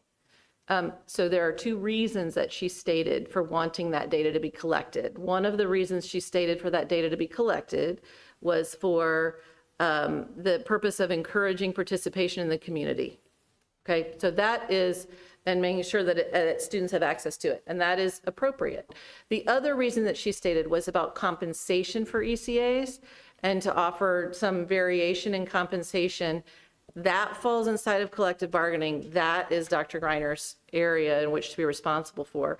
We cannot force the collective bargaining process based on that data. So that's the division that we need. That's where we get into the ethics issue. So if she just makes her motion and takes off all purposes and just says, I make a motion for the data, everybody's happy? She could definitely make that motion. Makes sense, Dr. Yin? Yeah. Sure. Okay, so Dr. Yin would like to amend her motion that we would ask the school corporation leadership, Dr. Greiner and his staff, to collect data regarding ECAs for the board. That's the motion that we want to make. Okay. Mr. Wong. That's for next year, it's not for. That is correct. We're not doing anything this year. That'd be for. It's 2 years. Right. Okay, it is 2 years before it would be renegotiated. So the next time this will come up will be for the 25-26 school year. Is that correct? Okay. I thought this has nothing to do with collective bargaining. We said it was It's just, not. she's requesting data to be collected and we're voting on that, end of story. She's done it inside of the item of the collective bargaining agreement. That is where she has chosen. That is the only thing that we can vote upon. And Well, my ECAs are understanding- inside of collective bargaining. Well, my understanding is that what I remember is at the work session, she asked this direct question and you told her to make a motion at the school board meeting. So I think it's just, maybe helping us understand, helping Dr. Yin to understand, you want this somewhere else. And then Right, Dr. there's a Yin, lot of new information tonight that is being shared. right. Dr. Yin, if you wanted to add this specifically just for data collection, not tied to the CBA, the time to do it would have been in the changes to the agenda overall, to add a data collection point to the agenda. But here we are inside a different agenda item. Yeah, just followed your suggestion from the meeting last week. That's why I added this as a motion, but maybe I added at the wrong place. Well, I'm trying to get to the point where your question can be voted upon. So that's what I'm trying to get to without us being in violation of our own bylaws. So that's the piece. The data collection doesn't just happen for the point of data collection. It has to happen for a reason. And the reasons that you have stated are where we get into difficulty with our bylaws. So if you drop those off, your request is you would like for our superintendent to gather data about our ECAs, participation, and that is the request that you're making. Did I say that correctly? Yeah, that's fine. Okay. Any questions or comments about the collection of data for the ECAs by any member? Okay, all those in favor of approving a direction to our superintendent to start gathering and accumulating data regarding. Yes, there was. Is there a second? Okay, is there a second for Dr. Yin's motion to collect data? Second by Mrs. Mumford. Okay. All of those in favor of directing our superintendent to gather data regarding ECAs? Yes. This doesn't affect the CBA. This is a totally different thing. Okay. All of those in favor of directing our superintendent to gather data regarding ECAs, please indicate with a show of hands. Okay, please note Dr. Yin, Mr. Wong, and Mrs. Mumford vote yes. All of those opposed, please indicate with a show of hands. Mr. Marley, Mr. Schott, and Mrs. Austin all vote no. That motion does not carry. We're going to move on to, and Thank you, Mr. Jost, and those on the bargaining committee. I appreciate that. Okay. Moving on to item 7, field trip, social. Oh, oh, good. Golly. Yeah, I'm sorry. You're right. Everybody in the audience is freaking out. You've been waiting for 2 hours for this. All of those in favor of approving the collective bargaining agreement. Need a motion. We had a motion and we had a second and then we had discussion. Now we can just vote. Sorry, I have another motion though for sort of related. Yeah, we did. We had a motion and a second. Let's vote on the CBA. Let's vote on the. Leave if they'd like to. Okay. Do we have a first and second? We have a first and second on the CBA. We just need to vote. Can we all? Huang and Mumford. Got it. That's right. Thank you. Okay. All of those in favor of approving the CBA, please indicate with a show of hands. That motion carries 7-0, Mrs. Julian. We're going to move on to a field trip. Sorry to interrupt you. I have another motion sort of drawn from the agreement, the ECA issue, but I'm not sure where to put it. So the time to do this would have been in the agenda, adding of the agenda. It does not fit in any of the other items that you have. Yeah, I can do it next month. It's okay. Is it okay to move it to next month? Yeah. Okay. Let's move on to the field trip. Social Security Department to Washington, D.C. Dr. Greiner. Yes, this trip is an out-of-state and overnight trip, and in addition to the principal approval, the board is required to vote to approve.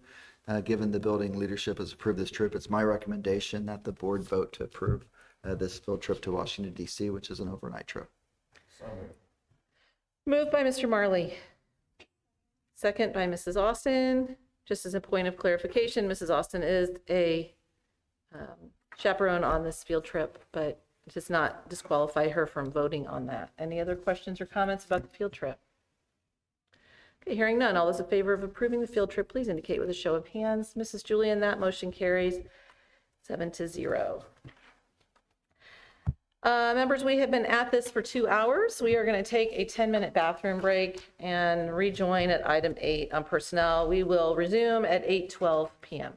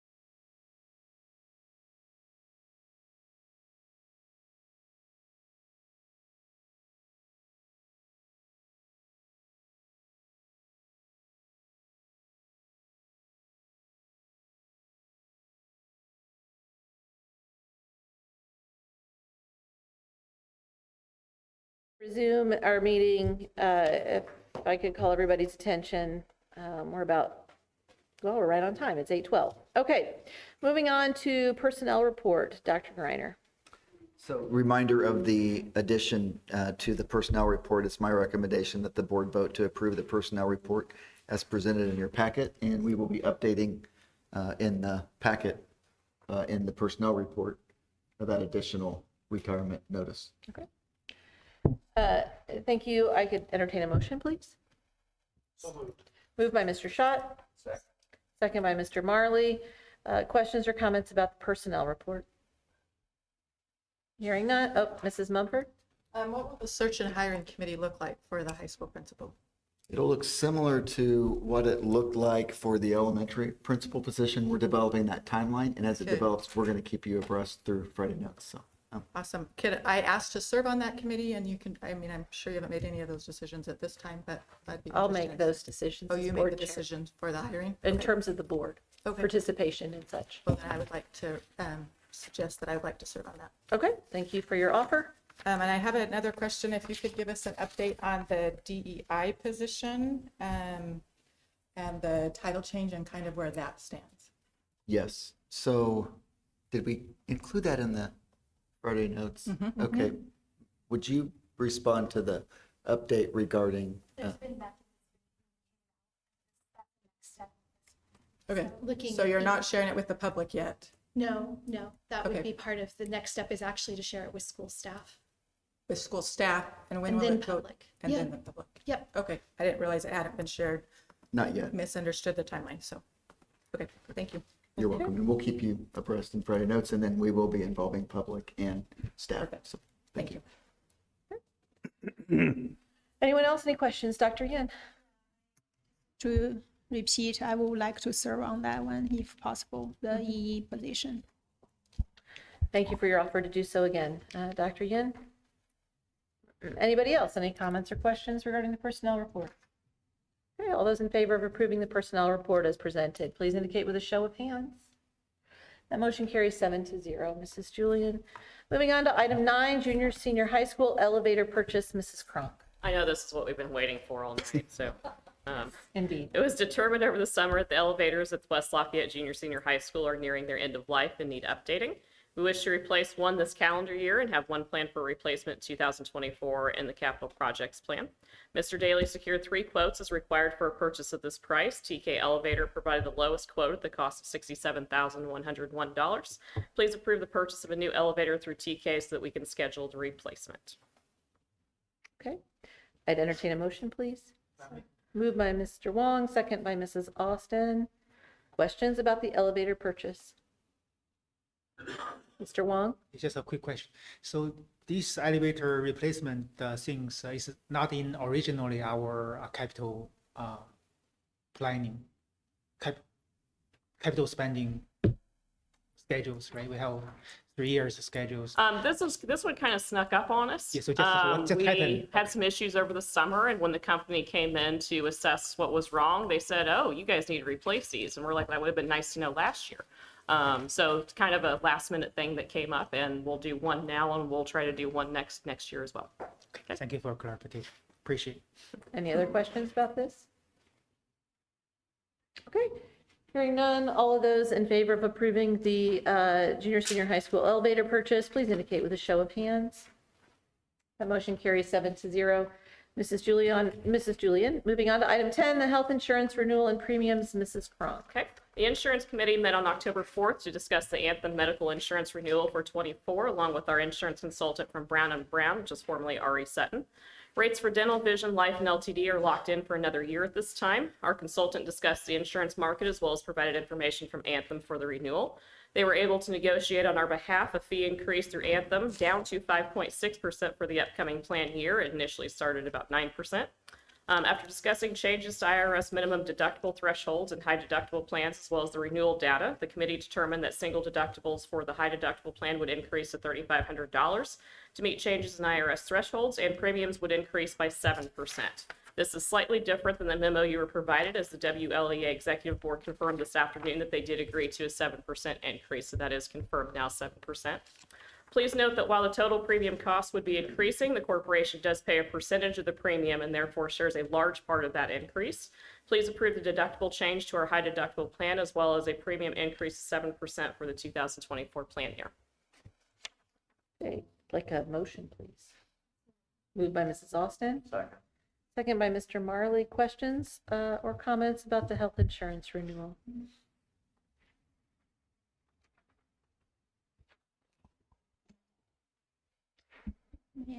Dr. Yin? I'm not sure whether the question should be asked here or for the account payable. And I have been wondering about the medical clinic usage and the satisfaction. So I wonder. We will have a year's worth of data here very shortly. And then Ms. Tinchnell will actually share that information and I'll be bringing all that back to you. Basically, she's going to take a look at it to see what are the usage of the clinic and how it compares to the cost of that clinic. But she really can't do that until we have at least a full year. So. Do I recall too that she even said even beyond will be, it feels like she was saying the even more data will be important. Yeah. Because the more it's in use, the more. Yes. The more, yeah. Yes. Okay. Yes. Because it's usually very slow in the first year. So. But she did want to wait on that first year, complete year, and then additional information will come to you. Okay, and besides that data, I wonder whether we can also survey our teachers to see their satisfaction of the clinic, like whether they are happy about the surveys. So we do get survey data from the clinic. They actually survey people that attend the clinic. So that is already done for us. Okay. Okay. Thanks. Would you like to see that information in Friday notes? I believe I shared one of those in Friday notes already, and the next time we have a meeting, I can share that again. And so I mean our The teachers report that not the clinic only provides us would be- those users. So it will be helpful to see like how many of our teachers use the clinic and how many. Yeah, and are it's not just teachers, it's classified staff as well. Yeah, And they provide that about once a month. We have a meeting and they provide a report. So I can attach that to a Friday notes again like I did last time. Okay, great, thanks. Any other comments or questions? Okay, all those in favor of approving the health insurance renewal and premium, please indicate with a show of hands. That motion carries 7-0, Mrs. Julian. Moving on to item 11, budget adoption, Mrs. Kronk. Okay, so this one is a long one, so please bear with me. We reviewed the 24 budget at the work session on September 20th, and you were provided binders with related documents. The public hearing for the 24 budget took place to hear any public comment that evening as well. Tonight is the official adoption of the 24 budget. You have several resolutions that will need to be approved this evening so that I can move forward and submit to the Indiana Department of Local Government Finance for state approval to meet required deadlines. You'll first consider Budget Form 4, which covers the adoption of the school budget and the education, operations, referendum, rainy day, and debt service funds. This is the final approval of the total amounts for each fund, as well as the maximum property tax rate levies. Tax levies will change, as explained at the budget work session, as the state will apply official assessed values and other information to those requested budgets. Next will be the adoption of the capital expenditures plan. This plan outlines possible capital equipment and project expenditures over the next 3 years. This plan is not final and can be amended over time. Approval of this plan will be accomplished through the resolution to adopt the 24 capital expenditures plan. Next is the resolution to adopt the 24 bus replacement plan, which outlines the plan for bus replacement over the next 5 years. That was pretty simple. And then the resolution of budget authority, which allows us to make necessary reductions of current appropriations or 24 appropriations in order to actually fund the budget, because budget sometimes does not equal cash. Lastly is the transfer and loan resolution, which allows us to transfer or make loans between funds as needed for cash flow purposes. So please approve the 24 budget and all the resolutions as submitted. Once approved, I will move forward with submitting all items to the Department of Local Government Finance. Okay, can I get a motion, please? So moved. Moved by Mr. Marley, second by Mr. Wong. Questions or comments regarding the budget adoption? Mrs. Mumford. Could we vote on the resolution of the budget authority and the transfer and loan resolution separately, where the others are more of the required budget items? Vote on that one as one motion and then do the other two separate. I can make that change. We can divide that. Is there a motion? Mrs. Mumford has made a motion to separate the first 3 components from the second 2 on this. Is there a second for that? Mr. Wong has seconded that. All those in favor of separating the items, please indicate with a show of hands. Please note that Dr. Yin, Mr. Wong, and Mrs. Mumford have voted for separation of those items. All of those opposed for separation, please indicate with a show of hands.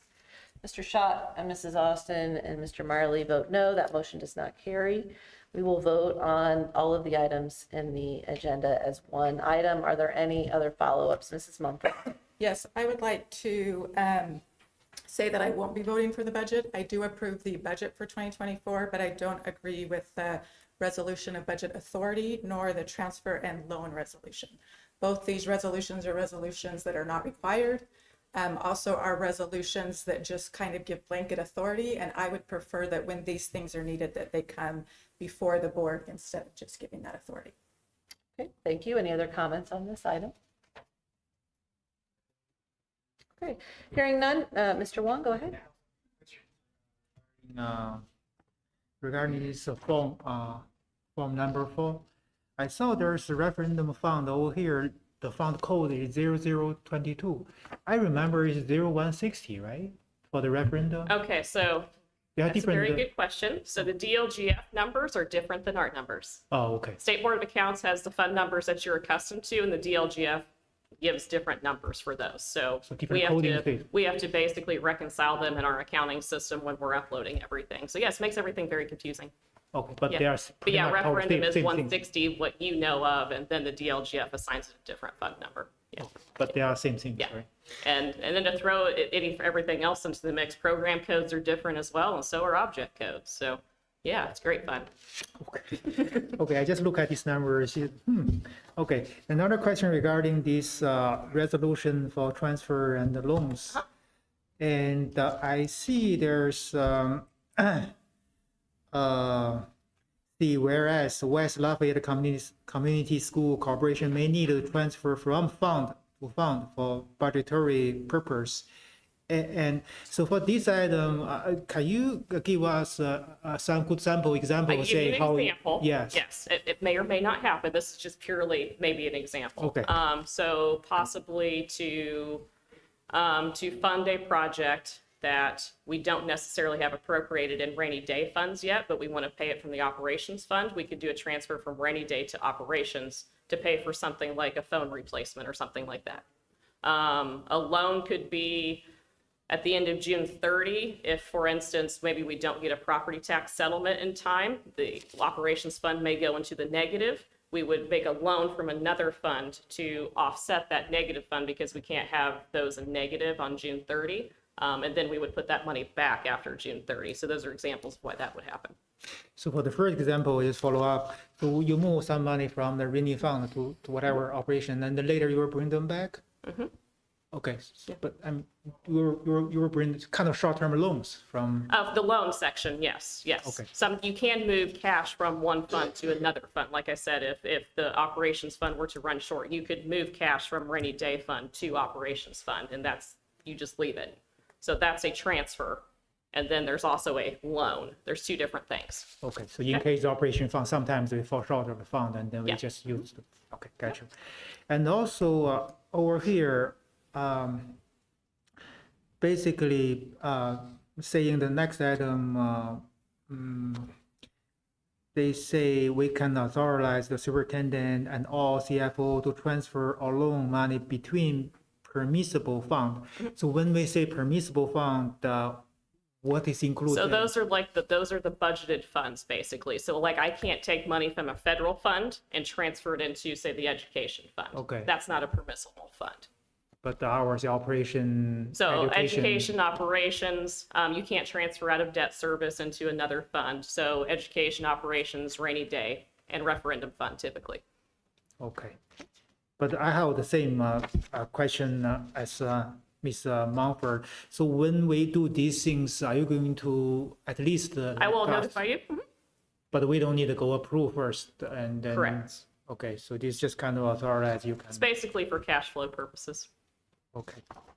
And another question regarding, a moment, regarding this so-called resolution for budget authority. Yes. So I see there's a first line, they say, whereas the ensuing year budget of the school corporation is adopted with certain items for information unknown to the administration.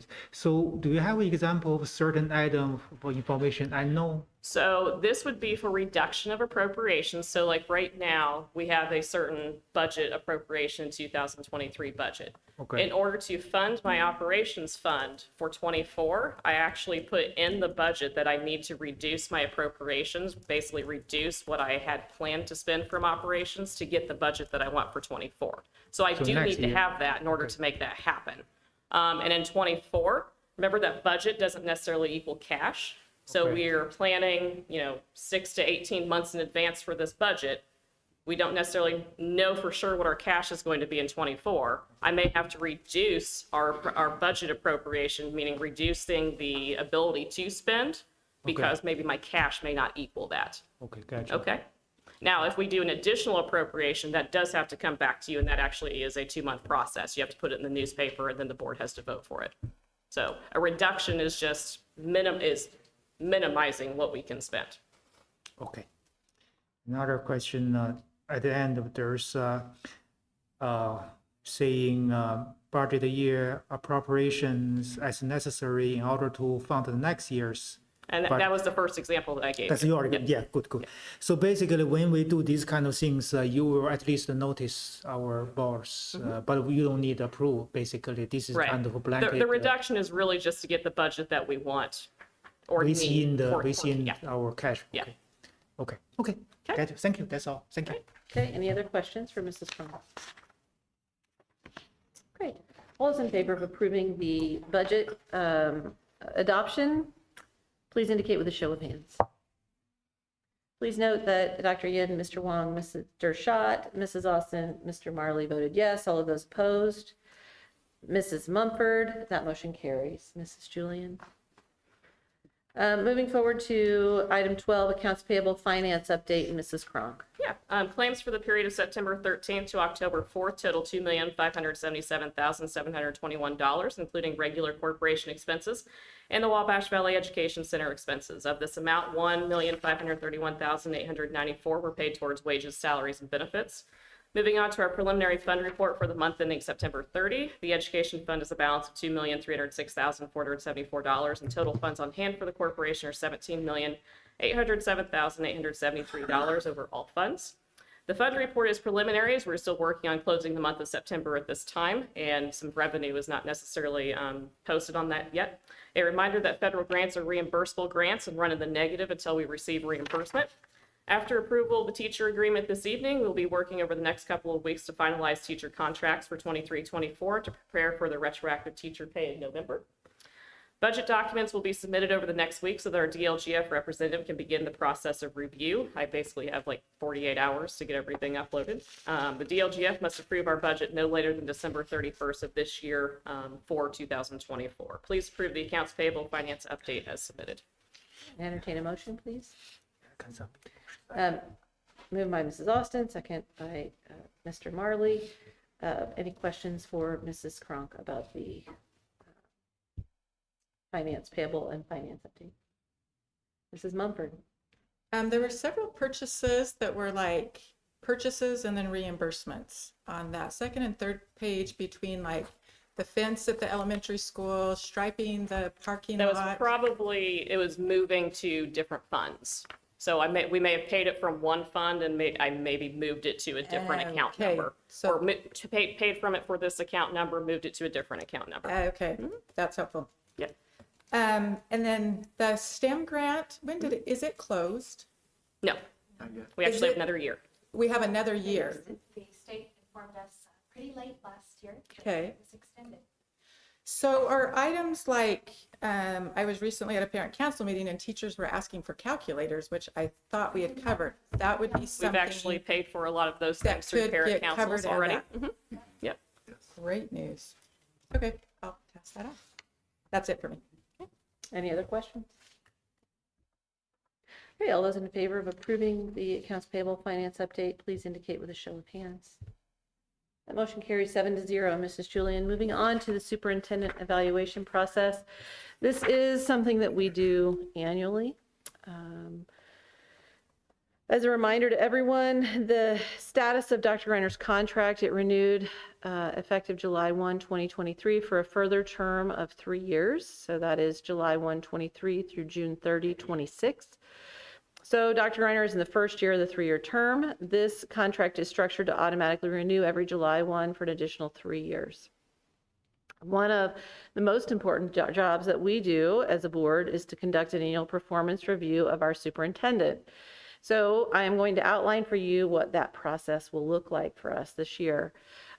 First, board members will receive from the board chair, that is me, resources for review and training related to the superintendent evaluation process, a link to the proposed evaluation model for 23-24, as well as a copy of the previous year's evaluation and goals no later than October 12th, so this week. Please take time to carefully review the information. The majority of our board have little to no experience with superintendent evaluations and minimal training. Please contact me or other veteran members, Mr. Schott or Mr. Marley, with any questions. It is the board's responsibility to work together for the superintendent evaluation process. This is a human resource evaluation process and is confidential. 2, please note the proposed evaluation model is identical to the previous year and the model recommended by the ISBA IAPSS. There were some comments last year from some members who were not comfortable applying a number to the rubric and wished for more open-ended comment spaces. That is the reason I am giving you the proposed evaluating tool in advance. Any changes to the evaluation model are due to the board chair by October the 20th. Superintendent Greiner will complete a self-evaluation and send it to all board members for review. That is also due October 20th, 2023. Number 4, the board chair will send out the superintendent evaluation form via Google form to each board member to complete within 2 days of distribution of the superintendent self-evaluation. Number 5, each member is expected to return the completed evaluation to the board officers by October the 30th, no later than October the 30th. Number 6, board officers will compile the responses into one document and compute an average of the numerical scores. This is in a Google form, so this will happen automatically. Please make sure all comments and feedbacks you have listed are in the form. Nothing sent outside of the form will be included, though you will have the ability to voice additional input when we meet to discuss in executive session. Number 7, board members will meet in executive session, a date TBD, to review and discuss the comments, numerical scores, and goals to develop a review document. 8, a final compiled evaluation will be sent to the members of the board for a final review. 9, board officers will meet with the superintendent to go through the review, discuss feedback, scores, goals, and will receive follow-up response, if any, from the superintendent. 10, any follow-up response will be shared directly by the superintendent with all members. Number 11, this process should be entirely complete no later than November 30th of 2023. I will include this 11-step schedule or timeline to the board when I send out the other information. It is important, as I said, this is one of the most important things that we do, and I appreciate everyone's attention to both the training and their thoughtful comments in review of our superintendent. Just so all are aware, beyond the submission of Dr. Greiner's self-evaluation and when the board officers present it to him at the end, he is out of the process. He is not going to discuss his evaluation with any member in between when he submits his self-evaluation and when he is presented with the finalized performance evaluation. Any questions on that from anybody? Mrs. Mumford? A week or 2 ago, I attended the ISBA conference and attended the session on effective superintendent and principal evaluations. They had three superintendents from 3 different school districts in Indiana, and each shared about this process. And all 3 shared that this final meeting with the superintendent was all school board members were invited. So why has this school district decided to only have the officers attend that meeting?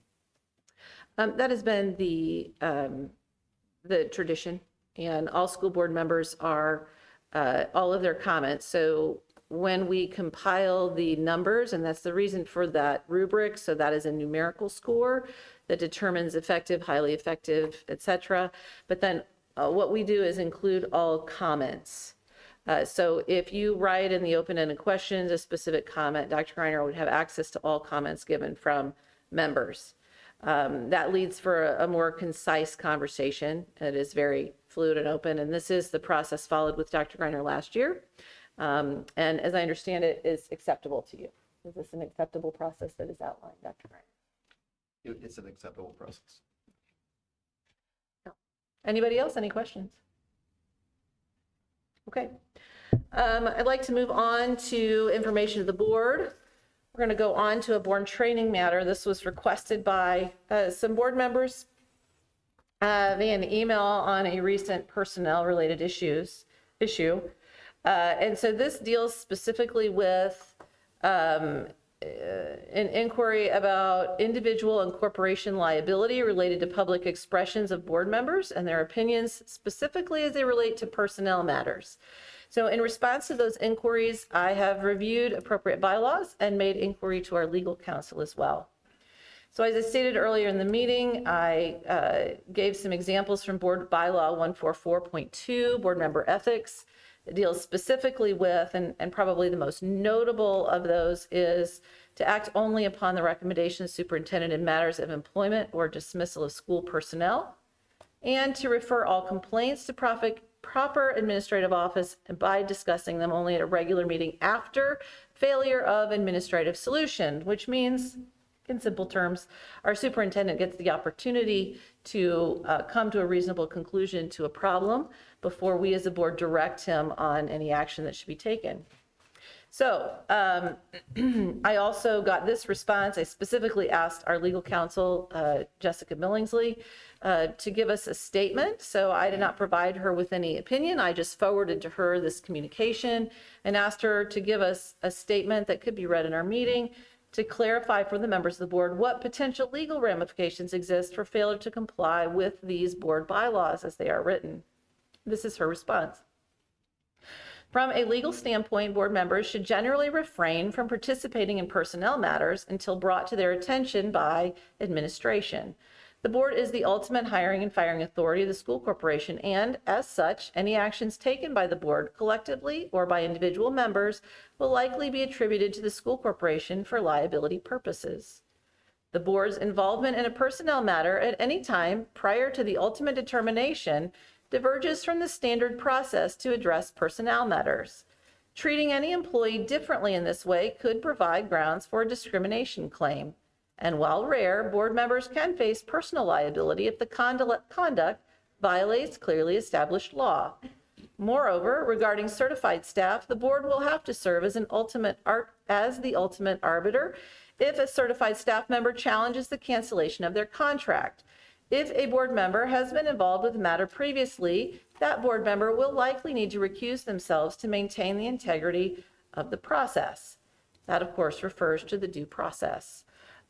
This is, again, from Jessica Billingsley, a partner at Churchill and Antrim, and our legal counsel. So that is the general information as it relates to the board involvement in personnel matters. The bottom line is that we only do so if there is a breakdown in the ability to resolve by our superintendent, or if the superintendent asks us to become involved in those matters. Are there any questions regarding that information to the board? Okay, we're going to move on to board and superintendent reports. I will start from board leadership. I attended board teacher discussion on Thursday, September 21st. This continues to be a collegial discussion of matters related to our schools. Principals, administrators, and teacher representation from all buildings were present. The teachers prepare and provide the agenda for this monthly meeting. Conversations this month included classroom sizes and some tweaks to classroom furniture for efficiency and space, support staffing update, sub-fill rates, and some related technology issues, changes expected from new legislation, as well as an update on student mental health needs observed in the classrooms. As always, our teachers provided insight and worked with our administrations to answer questions and find solutions. In other news, we do not at this time have any outstanding public record requests that fall outside of our retainer fee structure. Also, we did have, as Mrs. Mumford mentioned, the ISBA fall training. And Mrs. Mumford, I believe, attended in part, I attended in part, and Mrs. Austin attended along with Dr. Greiner. So those reports should be written and submitted to Mrs. Julian, and we will attach those to the October meeting. And they don't need to be lengthy, but taxpayer dollars pay for us to attend, so the taxpayers have a right certainly to see what we learned from those experiences. Moving on. You brought up several times the public records request. What is this process when someone submits a public records request to Mrs. Julian? What are the steps of this? So Mrs. Julian, when she receives a public records request, notifies the superintendent and also myself as the board chair. And then she proceeds in processing that request. That process goes, I'm not engaged in other than being aware that it is happening. If it is substantial and requires legal review for redaction, in other words, if it's complex, then it would be forwarded to legal counsel. And so when I announce those in these board meetings, they are solely for the purpose of understanding that we have something pending that is going to likely fall outside of the retainer process. In other words, will incur an additional fee. Public records requests are, not surprisingly, public information. So that is just my announcement to the board so that you're aware that there's something pending that could be expensive. So, any other questions, Mrs. Mumford? No, thank you. Okay, so we're going to move on to board and superintendent reports. Dr. Reiner, I'm going to end with you tonight, if that's okay. We'll end with you at the end. That's fine. Is that all right? Okay. Community, Mr. Schott. From the foundation, the homecoming tailgate and related activities drew over 125 alumni. The highlight of the evening came between the first and second quarters of the football game when dozens of alumni were recognized, including many who returned to celebrate 100 years of Westside football. Among them was Dick Boston, class of 1954, and a retired teacher and coach. Foundation is grateful to all who helped contribute to the successful evening of events. Looking forward to hosting the classes of 1964 and 1965 on October 21st for a tour of the junior senior high school and dedication of the room they named in honor of Mr. Guy as part of the RDP campaign. A reminder that teacher grant applications are due to building principals by October 20 and to WLSCF by October 27. And of course, continuing to celebrate the news of Dr. Munji Bawende, class of 1978, receiving a share of the Nobel Prize in Chemistry last week. Dr. Bawende was inducted into the West Lafayette Wall of Pride in 2022. Foundation is looking at opportunities to celebrate and recognize Dr. Bawende throughout our schools. A feature is expected on WLFI tonight. Stay tuned. That is all I have. Thank you, Mr. Schott. Moving on to curriculum, Dr. Yin. We haven't met yet, but we will. And so for the park, this Friday, and there will be a event called a hostel 5K, and so people are welcome to join it. And the Lincoln Park is under construction, renovation. Another thing is actually I asked the park regarding and the possibility of collaboration with like whether it's possible for those tennis courts, because many people in the city use the tennis courts as well before we see our capital plan. And so they said, we can take an initiative and work with them about any possible collaboration on that. Because not only our families, district, the people in the district using those tennis courts, but also many other people in the city are using them. So maybe there's a possibility for us to collaborate with them and to renovate those places together. Yeah, I don't know. And sorry, just one more thing to follow up with superintendent evaluation. I just searched the bylaw related to that issue, and looks to me, and unless there are other places, the bylaw 1240 and address the evaluation of the superintendent. I read it, And again, I didn't see any part mentioning that only the board president will work with the superintendent regarding the evaluation. Maybe I missed something, but that's what I got so far.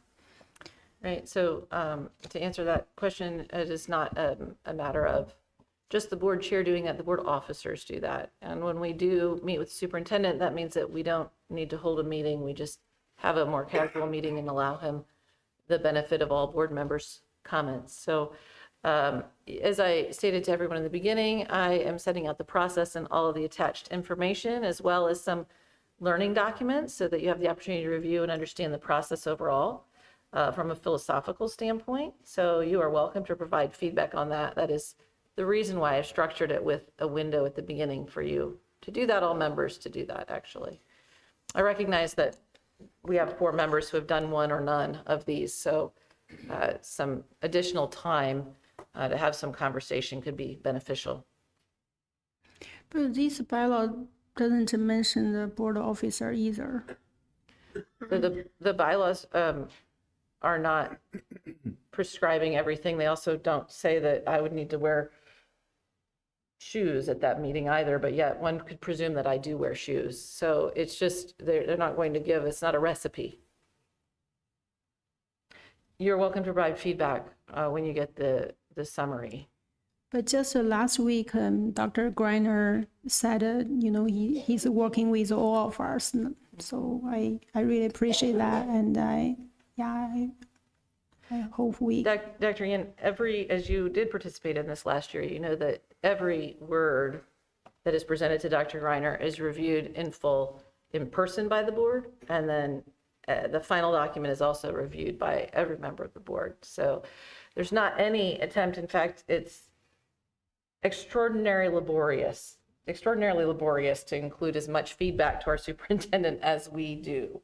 And in fact, can be difficult for him to sort through all of it. So this is an area in which the board officers can make a decision on the delivery of it, and we have done so.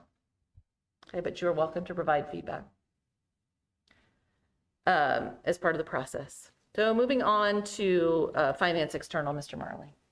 I'm going to defer to our superintendent. I missed the last RDC meeting. I notified them well a week ahead of the meeting. They had a quorum. I was called into something with my business. I couldn't get out of it. So I'm going to speak to the purpose that Mrs. Roth, Mrs. Cronk and I were there, and we were in attendance of that meeting. We worked through the agenda, what we took notes on, but we can certainly go through the agenda if necessary. The big thing here that we were attending to support, along with Dr. Hanback, the approval agreement related to the early childhood education study and APA Consulting, the firm that will be doing that study. That was approved at that meeting.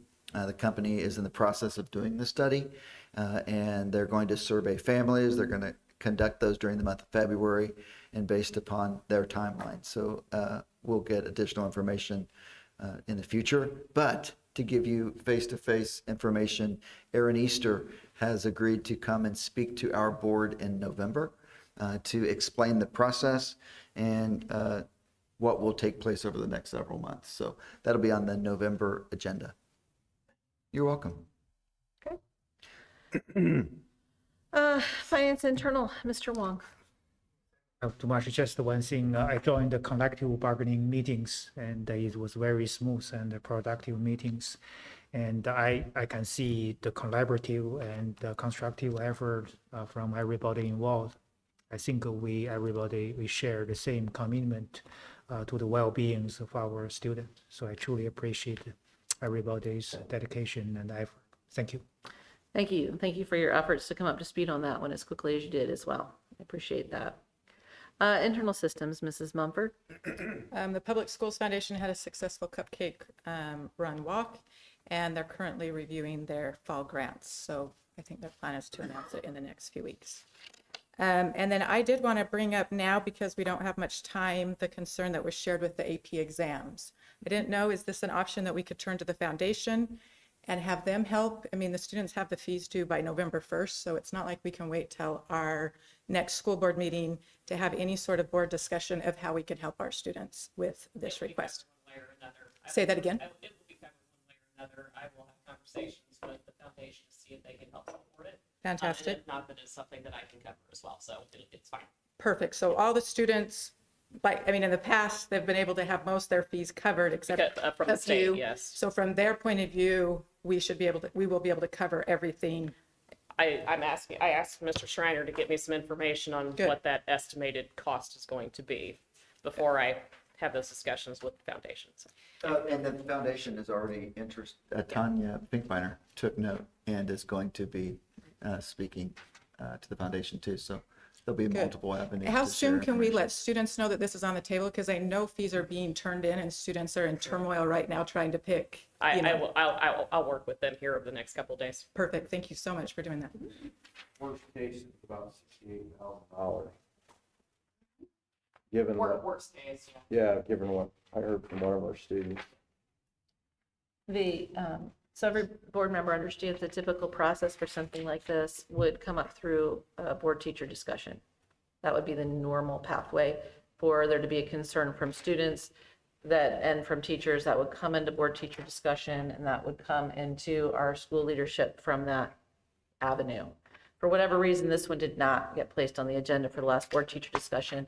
And because of the short time window, certainly grateful that students and teachers came to speak on it tonight.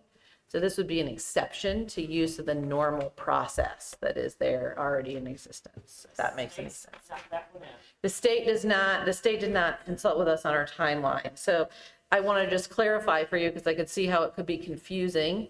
Why is that one come to a meeting? And so the normal system, because of the time period, it could not work through the normal process. Okay? Short question regarding that APs. So can you give me a short timelines, what happened in state, and then it's used, I understand it used to be paid by state fund, but now they changed, so we try to work on something to. Standing, it was much more affordable for students to take exams. And now they've limited it to basically that memo that came out September 15th, limited it to covering only 3. The first 3 for each student. Up to 3, right? Each year. Oh, okay. Yeah. So after. So we may have students that might want to take 4, 5, or 6, but Oh, then they would have to cover the 4th, 5th, and 6th. So. And the difficult part of that is by November 1st, they don't necessarily know which AP class they're most likely to perform well in. So, because they haven't covered a substantial amount of the course content at that point in time. Okay. Prior to this change, the fee was $9 for a student and was free for a free and reduced student. So it is a substantial change to the amount. Apparently, I think $53 for a free and reduced student is affordable. No, it's not. So we all understand, but just from we as a board operate on procedure and process. And so it was important to me to explain to you why this one came forward in the way that it did, as opposed to the normal process. So, But we are going to do something on that. yes, that is the intent. And based on the number of text messages that I've received in the past 2.5 hours, I think that there's more than one horse willing to pull that plow. So we'll figure it out one way or another. Mrs. Austin, legislative and policy, please. I had a very busy September. I'm already fast forwarding. On the 13th, I attended the ISBA's Zoom meeting about library policies and the new laws regarding book challenges. And that was one of the best ISBA events I've ever attended. It was extremely useful. I sent you my notes, and I'm willing to share them with the rest of the board if anyone's interested. On the 19th, I attended the GLASS governing board meeting. They have 15 open positions they're seeking to fill. Most of those are paraprofessionals, and I got to meet their new director, Lisa Stranahan, who is very impressive, and I'm looking forward to seeing what she does. On the 21st, I attended the ISBA delegate prep Zoom because I had a speaking role at the conference. So I attended a brief meeting to go over what I needed to talk about. And I appreciate you covering board teacher discussion because they conflicted. And lastly, I attended the conference on the 24th to the 26th, and my detailed notes will appear in the documents along with this meeting, but it was a really good time. I made some strides in our relationship with the ISBA and other school districts across the state, and I learned a lot. Thank you. Wonderful. Thank you. Okay. Coming up, future meeting. I'm sorry, Dr. Reiner, I almost left you off. I'm so terribly sorry. No problem. I made you go last. And then Yes, you did this. You're getting me even with me because usually I get to go first, and then you guys are all rushed because you know people are going to go home. So now I'm feeling like You got I'm 3 holding you minutes. guys. That's right. Quick. I do want to say West Lafayette T-shirts that some of our teachers are wearing. If you can put your size, large, extra large, 2X or 3X, those are what are left. If you put your size, Tanya Finkbeiner wants to get you each a shirt. So she wanted to do that and she didn't get a chance to say that. So she went over, didn't she? So she didn't get to say that part. So she's asked me to get that for her. So. 3 minutes is 3 minutes. That's right. Yeah, we've already got it. Yes. Dr. Bowendi, I did want to say congratulations to him too, even though Tom has already said that. Mr. Schott has already said that. But he spoke highly of Mr. Guy and our own people that have encouraged him. And he did that, I believe, during the Wall of Pride experience. And so it just speaks volumes of this amazing community and amazing school district. And I think that it's pretty exciting to one more thing to celebrate. So. The referendum update, we continue to present to parent groups, staff regarding the facts related to the referendum, and then we're leaving a fact sheet with those we speak with. That's going to actually be mailed out here in the near future to families. We've also sent out our first e-newsletter. Another one will be coming out shortly with facts related to referendum. If you're on social media, you've noticed that we're doing a lot of presentation of information through social media. We have scheduled a public meeting for October 18th. It will be at Willis, the intermediate school, beginning at 5:30.